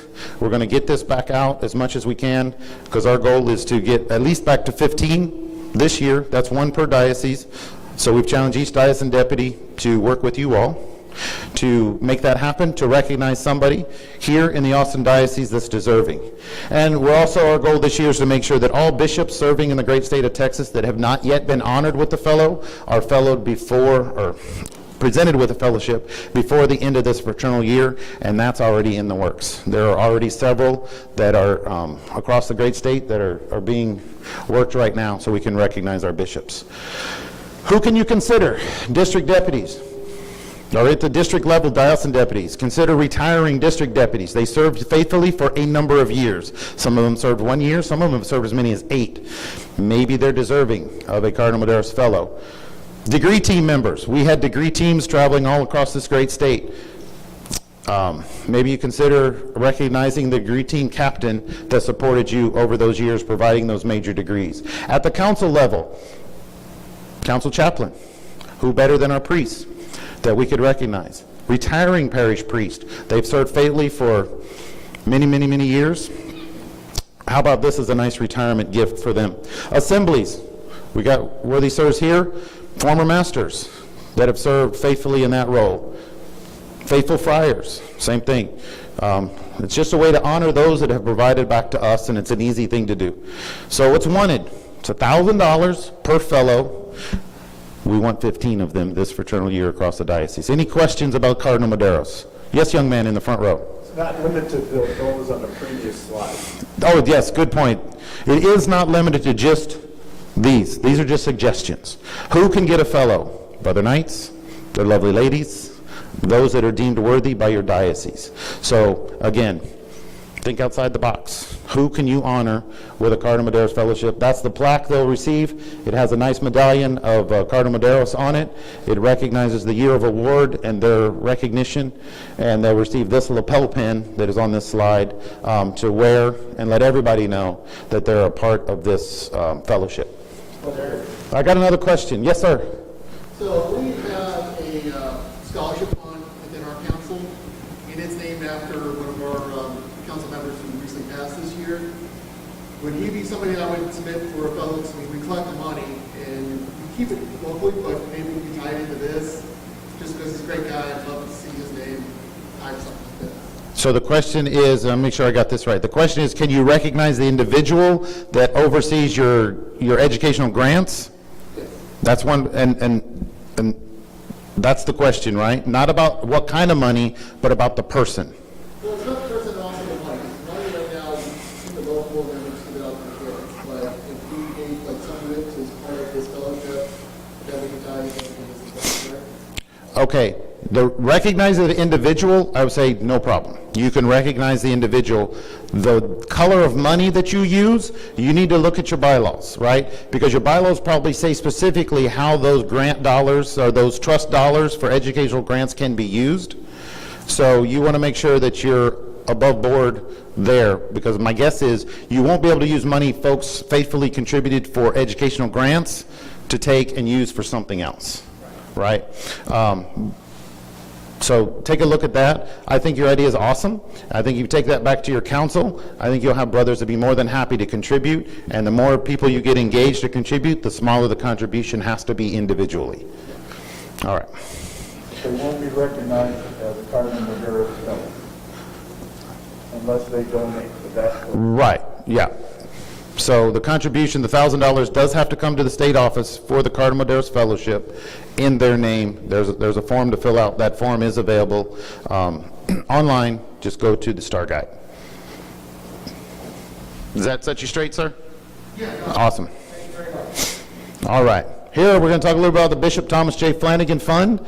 One, we're going to keep talking about this fund because it's new. It was just newly named last year, towards the end of the fraternal year, in honor of Bishop Tom, who faithfully served as a bishop, as the auxiliary bishop in the Archdiocese of San Antonio. He also served as our state chaplain from 2000 to 2002. He passed away recently, and so we thought the great way to keep his name and honor alive here in the great state of Texas is to name this fund after him. So we have grants going out to our retired priests. I mentioned the primary way that we do this is through the state license plate program. So if you are able and willing, you can go on to Texas DPS and you can select a Texas Knights of Columbus license plate to proudly display on your vehicle. It adds $30 to your registration annually. 22 of those dollars comes back to the Texas State Council, and those are the dollars we use to provide grants across the state to our retired priest funds. So, we would like to double the current number. Right now, we're sitting at about 1,300 Brother Knights that have a Knights of Columbus license plate on their vehicle. We would like to double that this year. So I'm challenging 1,300 Brother Knights across the great state of Texas to make the step forward to get yourselves a Texas Knights of Columbus license plate, proudly display it on your vehicle so that we can increase the good works that we do in contributing to our retired priests across the state. Again, super easy, but it's in your hands. So here's just some suggestions. You know, it's $30. Will your priest put one on their car if you give him the $30? Maybe at the council level. Grand Knights. You know, whether it's a retiring Grand Knight or a newly elected Grand Knights, could the council maybe contribute the $30 to put a Knights of Columbus license plate on the Grand Knights car? He is the CEO of the council. How about he proudly display a Knights of Columbus license plate? At the district level, past Grand Knights, district deputies, work with your councils. Honor your retiring Grand Knights or your past Grand Knights. Do you have a district warden that served you faithfully for a number of years? Maybe you can work in your district. Pull together the funds from your district councils and recognize your district warden. At the diocesan level, diocesan team leads, district deputies that are retiring, maybe they could be honored with the gift of the $30 to cover the first year of their license plate. Just some suggestions. This is not an all-inclusive list. You can recognize anybody you like. You can yourself get one on your car. You will bear in mind that true charity does not consist alone of gifts of money. We've talked a lot about money. We've talked a lot of ways to spend money. Now let's talk about what can we do that doesn't necessarily have to cost money. Special Olympics. Support of Special Olympics will change your life. It will change your life, it will change your heart, it will change your mind. When you get involved with Special Olympics, seeing those athletes will tear your heart out in a good way, because you're going to see their joy, and when you see joy, right, it's infectious. So you get out there and you get involved in these programs. So we're going to try and do a much better job of publicizing what's going on in the local area, and we're going to try and do a great job of getting you all involved in what's going on in your local area in the line of Special Olympics. We want to increase members' participation. Does the whole council need to get involved? They don't. We hope you do, but you don't. Members can go get involved where they're comfortable. There's all kinds of different events, bowling, there's bocce, there's football, there's track and field, you name it, Special Olympics has it for these athletes to get out there and get involved. We want councils to get involved. You can come together and feeding the athletes. That is a full day, sometimes it's a full weekend opportunity to get out there and get engaged with these athletes and these events. We want to increase the submission of the 4584. Again, you fill out the 4584, you check off another box for other award eligibility, but this has dollars tied to it, and they're not dollars out of your council budget. These are dollars that are provided to the Texas State Council from Supreme based on the number of 4584s that are submitted by the state councils, the individual member councils. So our goal is to get every council to submit a 4584 so we can get maximum financial benefit for Special Olympics Texas. But Worthy Grand Knights, that's all in your hands. We need you to champion getting those forms completed and turned in by the deadline, which is January 31st. And we want to make sure every council has a representative for Special Olympics, so that our Special Olympics chairman knows who to get the information to about events in your area, and then you all can liaise back and forth and talk about what's needed, whether it's just support for the event, whether it's feeding, care, whatever it needs to be. If we're all on the same page, we all have the same information, we can be much more successful. Charity springs from a kindly heart to soothe the unhappy, to relieve distress, to sympathize with the unfortunate, and to restore peace to the troubled soul. American Wheelchair Program. If you've never been involved with the American Wheelchair Program, it's another opportunity for you to get involved, and it will change your life. Because when you see the joy in someone's eyes, in their heart, in their whole body, that they are able to get out of the house, they're able to get out of bed. An immobile person gaining mobility, it changes their life, it's going to change your life, seeing the joy in theirs. They say that the average wheelchair changes 10 lives. One wheelchair changes 10 lives. It changed the life for the person that didn't have mobility, and it changes 9 lives around them that had to care and support for them, getting them where they needed to go. $150 per council is what we're asking. Minimum is contribute to the American Wheelchair Mission, $150 per council. Buys one complete wheelchair, gets that wheelchair shipped to where the need is at. You don't have to do it. The mission takes care of it. So with the partnership between the Knights of Columbus and the American Wheelchair Mission, $150 fully covers the cost of one wheelchair to change and have that impact. Another way to do that is Wheelchair Sundays. We encourage each council to work with your pastor, see if there's an opportunity for you to conduct a Wheelchair Sunday. Does that mean, Grand Knights, you got to do it all by yourself? No. Brother Bill Weber, who is the state wheelchair chairman, will come and support you. He will assist you in any way you need. He's in Texas, so he's local, relatively speaking. But it's not a tough thing to do, but you do need your pastor's permission because you're going to go make a plea to your community at large. So there's lots of information available. There's videos available about wheelchair distributions. I encourage you to get a hold of those materials. Talk to your pastor. Show them the video. It's like 8 to 10 minutes, and you see the impact. The most recent one, this young lady got a wheelchair, and she's jumping almost out of the wheelchair back out onto the ground. She's so excited that she got her new wheelchair. Charities is the ennobling virtue which the exercise lies the essence of true knighthood in our order. Educational grants. We talked a little bit about this earlier. I'm just going to quickly touch on it again. This is about providing financial support to our students, whether they're brand new graduating high school seniors, going off to college for the first time, or whether it's folks that are returning to college year after year. There's grant opportunity available. Go to the Texas State Council website, click on the STAR Guide, information about how our educational grants program works. All of the information is there, and a copy of the application to submit for a grant is also there. We're going to continue championing this because we think it's important to ensure that our students are set up in the best financial state possible for them going on to higher education, and we want to increase the number of submissions because we want to provide maximum benefit to the most people as possible. And we can't do that if we're only getting minimal number of submissions. So please plug into the STAR Guide, look at what's there. Let charity be a guide to you through the stormy sea of life. Emergency response. Who heard there's a hurricane coming in through the coastal bend, right? This is what emergency response is about. It's about so when these things happen, we have the resources already set up and available. Now, the emergency response team for the state, they're here to provide guidance and assistance. Knights of Columbus, emergency response, there's not first responders. They're not second responders. They're a follow-on force once the disaster area has been stabilized. The worst thing can happen is a brother knight thinking, oh, I'm going to go do good. I'm going to load my pickup truck up with bottled water, and I'm going to drive to Refugio, and I'm going to help. You're not helping. You mean good, but your action is not doing good because you're not going to get there. Because the first responders that are there are not going to let you in for your own safety. And then you're going to get frustrated, and you're going to say, oh, emergency response for the Knights of Columbus is broken. It's not broken. We're just not doing it the right way. So please reach out to get the guidance and assistance you need to be successful. Each diocese has an emergency response representative. If you don't know who that is, please get with Brother Ed, and he will make sure you know before you leave here today who that is. Because our team is here to guide you on what a proper response is and provide you with the assistance to have that response ready in the time of need.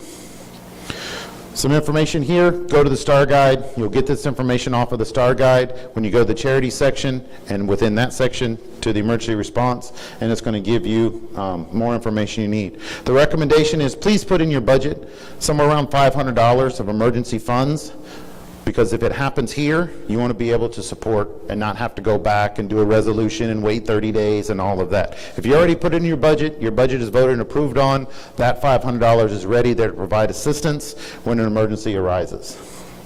So why is our team here? Our team is to help you in your fundraising endeavors. We're in a pandemic. Things are not normal. So we're here to help you get past what's not normal.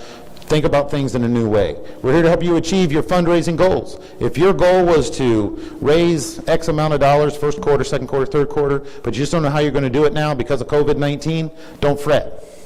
Get a hold of our fundraising committee. They will help you. We want to make sure our bishops are receiving maximum benefit due to them. Because remember, 70% of your charitable contribution comes back here to your bishop. That's at 2 cents a day. 2 cents a day comes back here to the bishop for the bishop's charitable good. He can't do that without our support. So make sure we're supporting our bishop. We want to make sure they're getting maximum benefit. Providing scholarships to our students, aiding our retired priests, providing potential change to lives around the world. Wheelchair Mission changes lives around the world.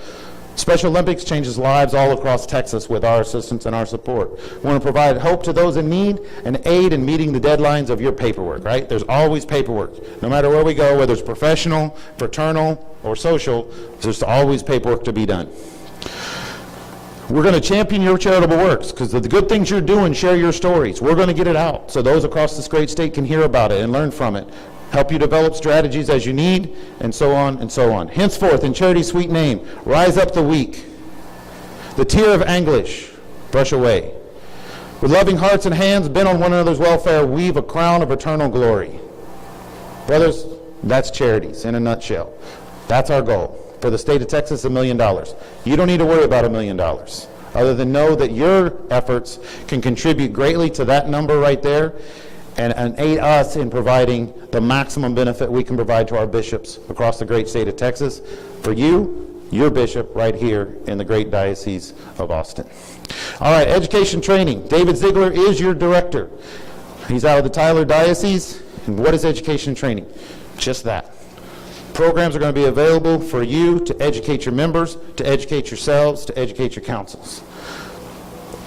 The who, the what, the when, the where, and the how.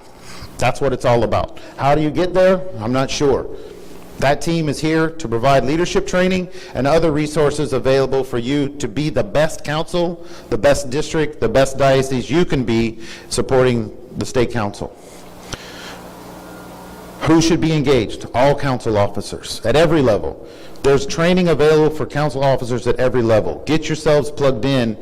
No excuses. It's here, it's available. Nobody should be saying, well, I was just elected as chancellor. I just ran because they said it'd be good for me, but I don't know what I'm supposed to do. Here's your answer. Get plugged into the education training, and they will let you know, worthy chancellor, what it is you're supposed to be doing. We're going to make available Supreme level training, state level training, financial secretary training. If you need training, you plug in with the state education training communications team. You're going to be plugged into the resources you need, whether it's provided by them or others. They're going to get you on the path for success. There's lots of ways to get access. If you are a certain level of officer in your council, you'll get a log-on for Officers Online. I encourage you, if you haven't done that already, do so as soon as possible, because that's where you're going to get your first access to training resources, is through the Supreme Council website. And once you log into Members Online, there's a lot of information. I talked about Supreme webinars a little bit earlier.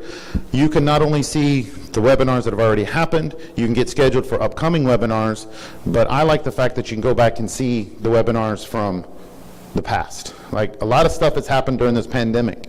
If you want to know what Supreme is doing to support our efforts in the pandemic, there are a lot of webinars that were provided early, because they were doing them weekly, and talk you through how councils can overcome some of those excuses on operating in this COVID-19 pandemic. So I'd encourage you to go there, kfc.org, and get plugged in to those resources. This is another shot of the page where you're going to find information on that Officers Online link.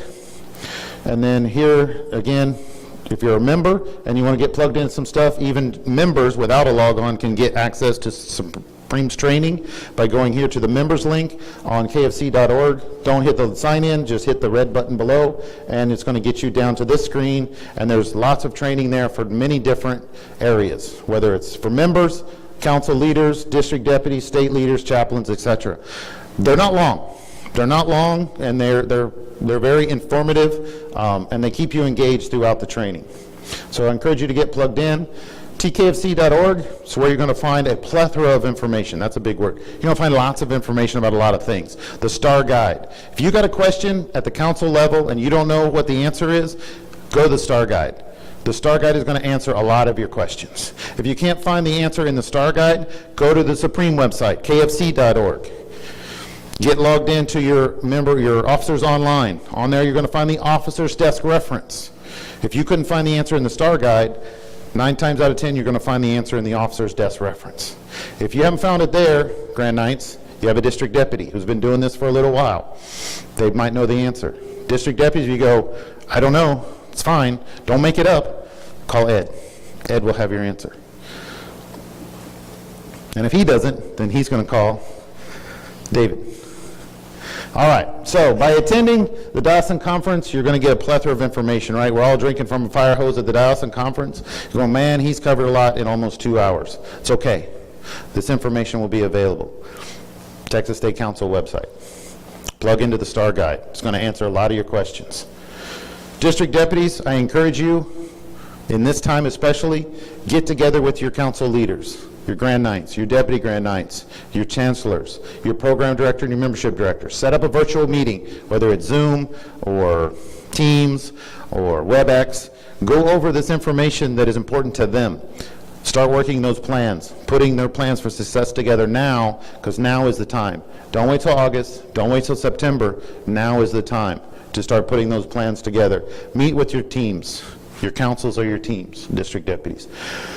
Finish line. It's a document that's been resurrected. Some of it's been around for a while. Remember that from years ago. You should have already seen a few of those come out already this fraternal year. What you're going to find in the finish line is up-to-date information on what we, the directors and the worthy state deputy and other officers across the state, think it's valuable for you to know. So that's going to come out continuously, and it's going to give you, one, a look ahead for the next 30, 60, 90 days, some key things that are coming up in the different areas. So if there's forms due, you're going to get a reminder here. It's also going to be in your fraternal planner. You're probably going to get some other reminders along the way from your district deputies or your diocesan deputies. But the finish line, it's also coming out to provide with some key information and some key updates along the way. Here's your Finance Secretary training team. We've got one of them, Brother Pete is here with us today. These are the others. They're here as a resource to you as well. If you got brand new financial secretaries, get them plugged into some training. If you got some brand new faithful comptrollers, get them plugged into this training. If you got brand new Grand Knights, get them plugged into this training. It's good stuff. I mean, it's good information. It's going to answer a lot of questions about a lot of things on the financial side of council operations. These tools are here.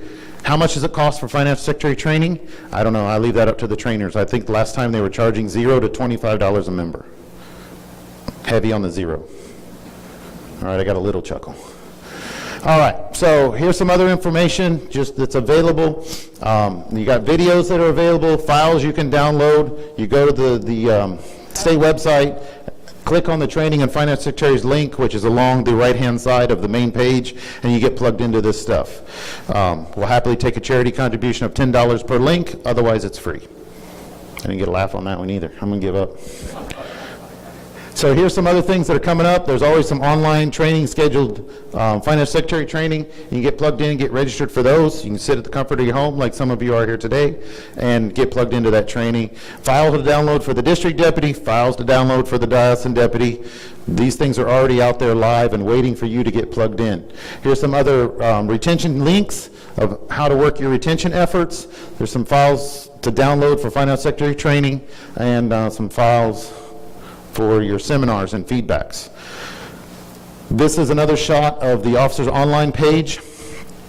Those are all the resources that are available. Some of those are available to everyone. Some of those are only available to key officers. So depending on your role within your council, you may or may not see all of these tabs, but the key ones are there to get you plugged into the training and the resources.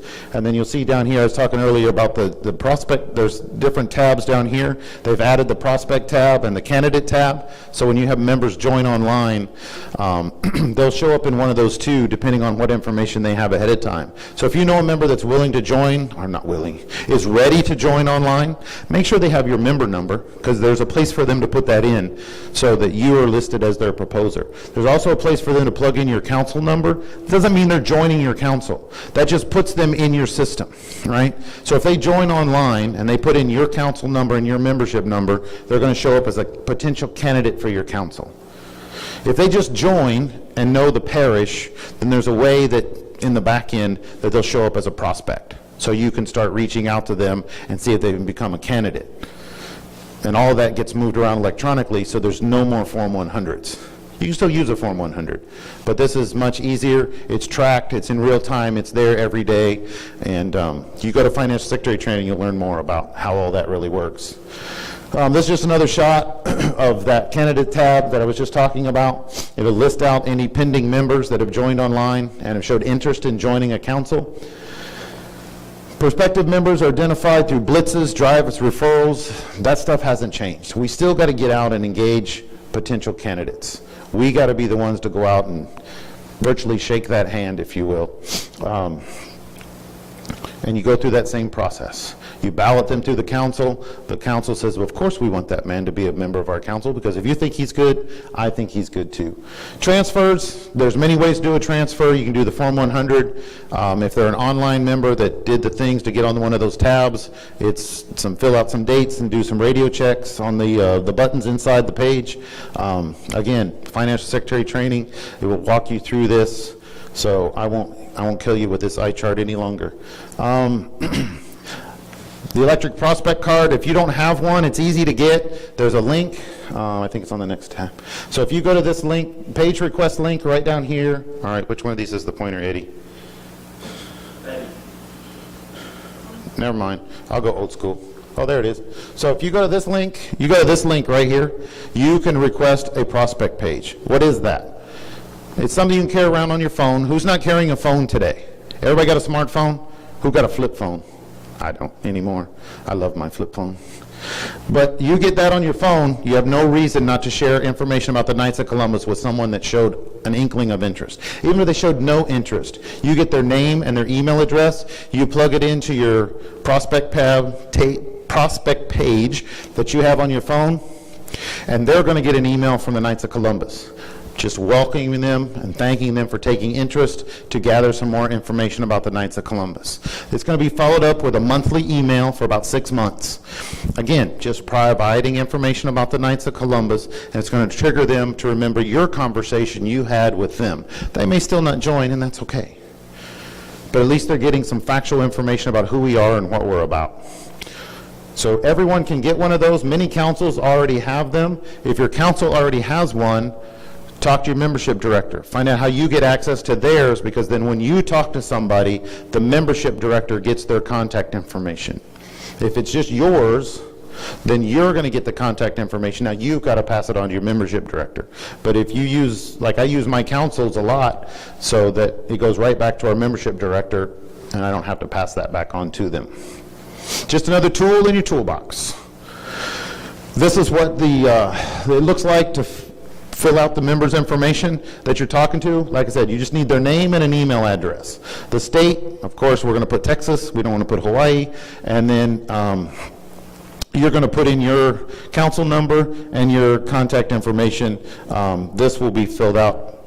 They won't see that. They'll just see this part here. You just need to get their name, first and last, a good email address, and you're going to make sure that says Texas, and you're going to hit send. They're going to get an email almost right away coming back from Supreme, welcoming them to the opportunity of hearing more about who we are, and your membership team is going to get an email letting you know that that's a potential prospect. Here's some key dates on the Texas Night. It's another publication that's put out by the Texas State Council. If you want an article highlighting the good works that your council is doing, you can do that. The next deadline is fast approaching, August 1st. But you can send an article to Brother Mark Johnson. That's his contact there. You can also find it where? Star Guide. He wins a prize. I'll get it to him in a minute. But these are the dates to get an article about the good works that you're doing, whether it's a diocesan event, a district event, or a council event, into the Texas Night, and that comes out quarterly. Sometimes, if it's a really good article, it'll show up on the Texas State Council website, and it'll remain there for a while, championing your good works across the great state. Social media, we have a social media team of one. He is Brother Josh Jones out of San Antonio, and he's there to get your information about what you're doing on our Facebook page, on our Twitter page, in our Instagram page. So again, the good works you're doing, you're like, oh, I missed the August 1st deadline. Don't fret. Your information can still get out there. Contact Brother Josh Jones. His contact information is in the Star Guide. See, y'all are getting it. And you can get that stuff out there so that everybody knows what good works you're doing across this great state. There is an award for communications. It's been around for a while.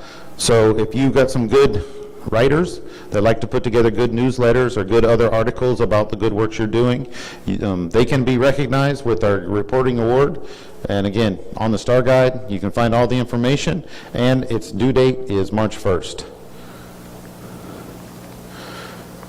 Communications award from the council level. Lots of awards, lots of ways to get our members recognized. Plug into the Star Guide. You'll find out all the information you need about all these awards, how to submit them, what the due dates are, and the different areas of where you can get qualified. There's not just a first place winner on many of these. Many of these have a first, second, and third place award that you can get recognition for your councils. Forms. If you've got forms, who doesn't have forms? We all got forms. You fill out that form I talked to today. Make sure it goes to Supreme if it's a report that needs to go to Supreme.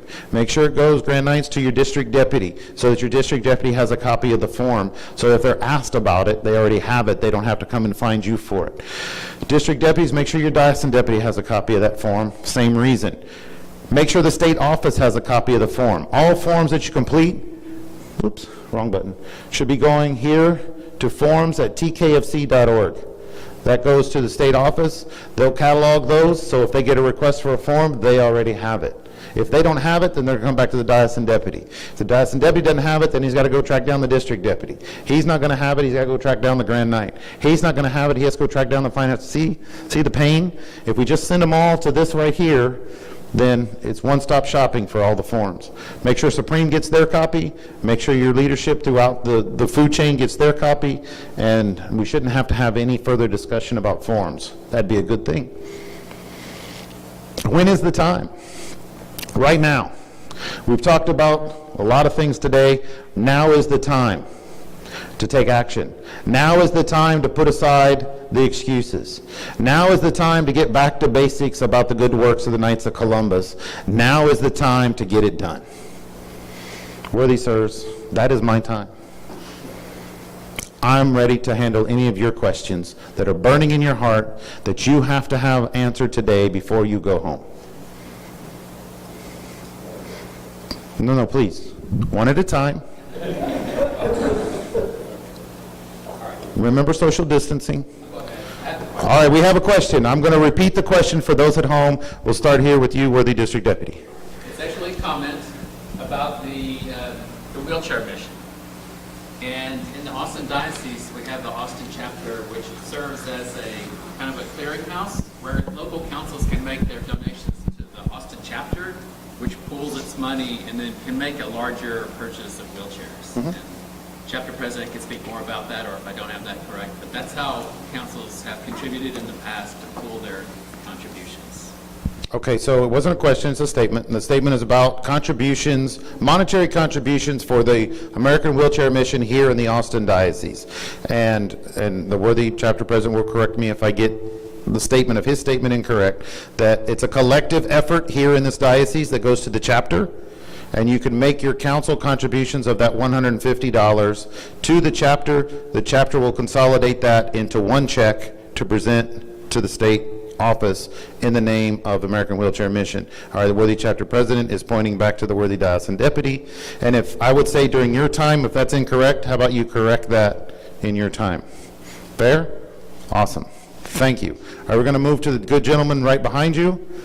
So your presentation is awesome. The slide deck, when can we get a copy of your slide deck?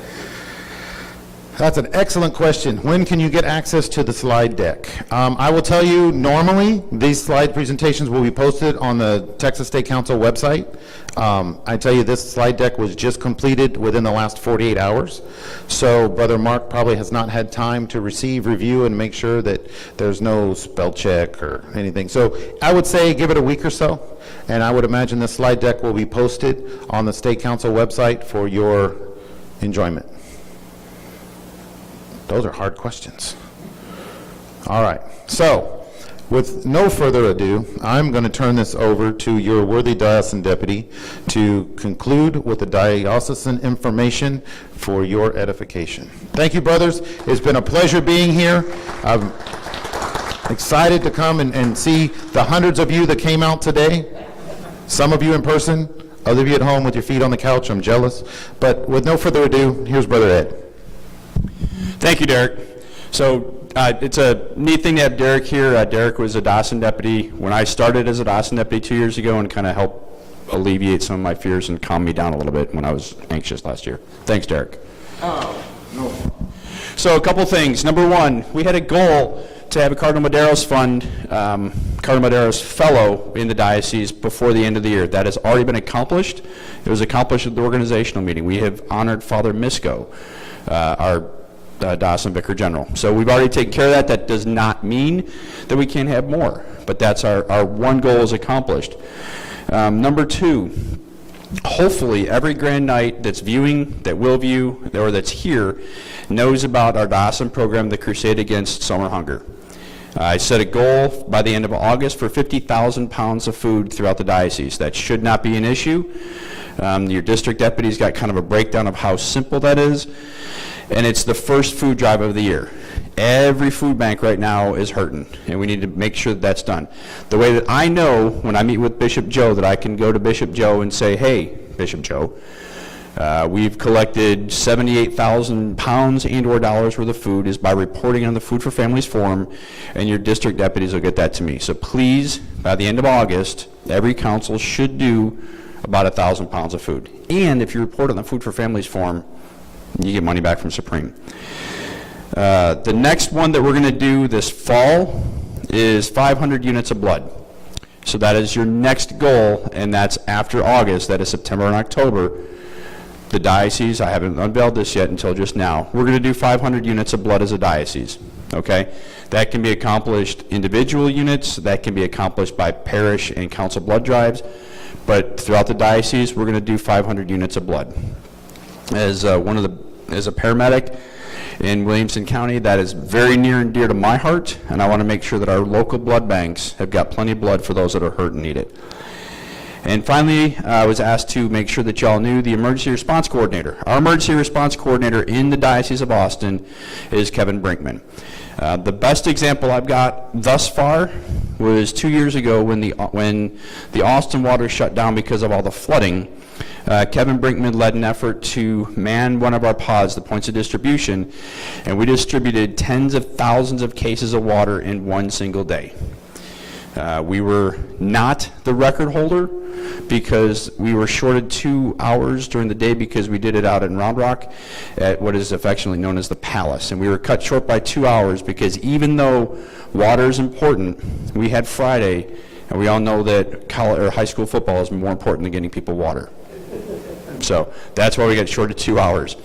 So other than that, the name and the face, I think, is very important. I think it's very important that you guys see Derek Raby, our charities chairman. I think it's very important that you see me, the diocesan deputy, just a face. Not because I want pats on the back, but because I want y'all to be comfortable coming to me and saying, Ed, I need your help. My job is to make y'all look good.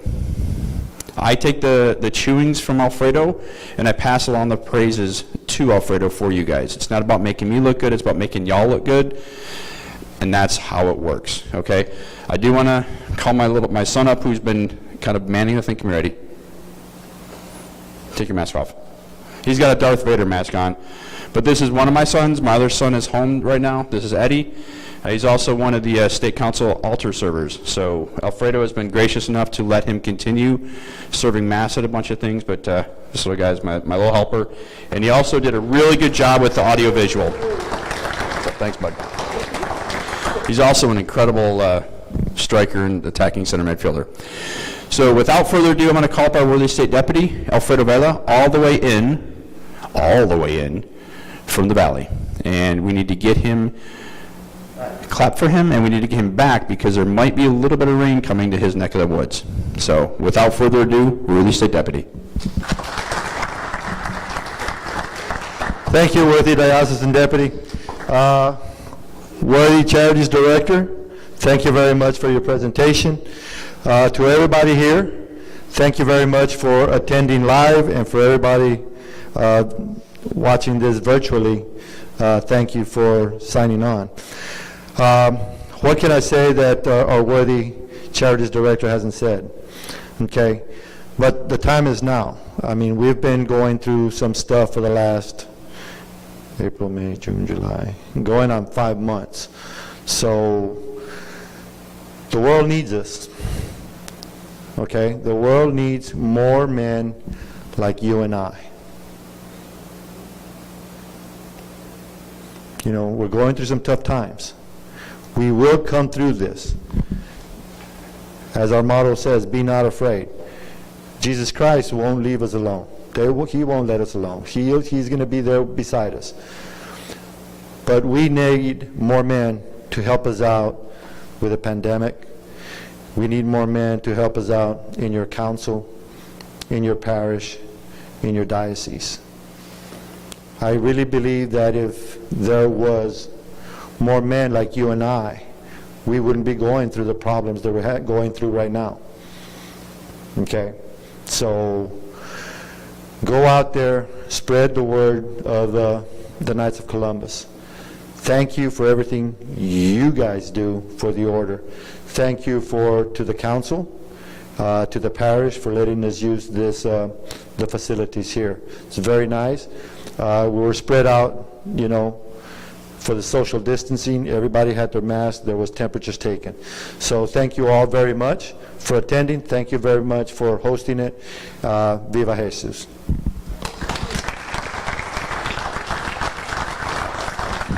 Thank you, State Deputy.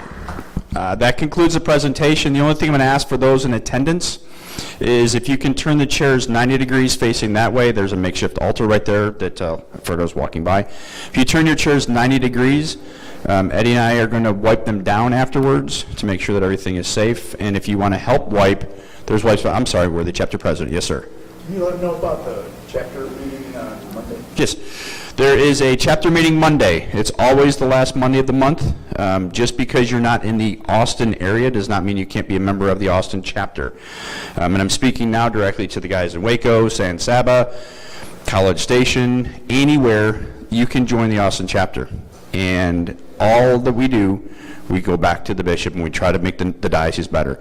So we have a virtual meeting this Monday, because we still can't meet locally. So the meeting is at 7 o'clock in the austinkofc.org, and there should be a link directly from that. So that's it. Anything else, Mike? Cool. Thanks, guys. Appreciate the attendance, and Vivat Jesus. If you want charity pins, they are in the back. Your district deputies did get some, but I'm more than willing to sell you more. Thanks, guys.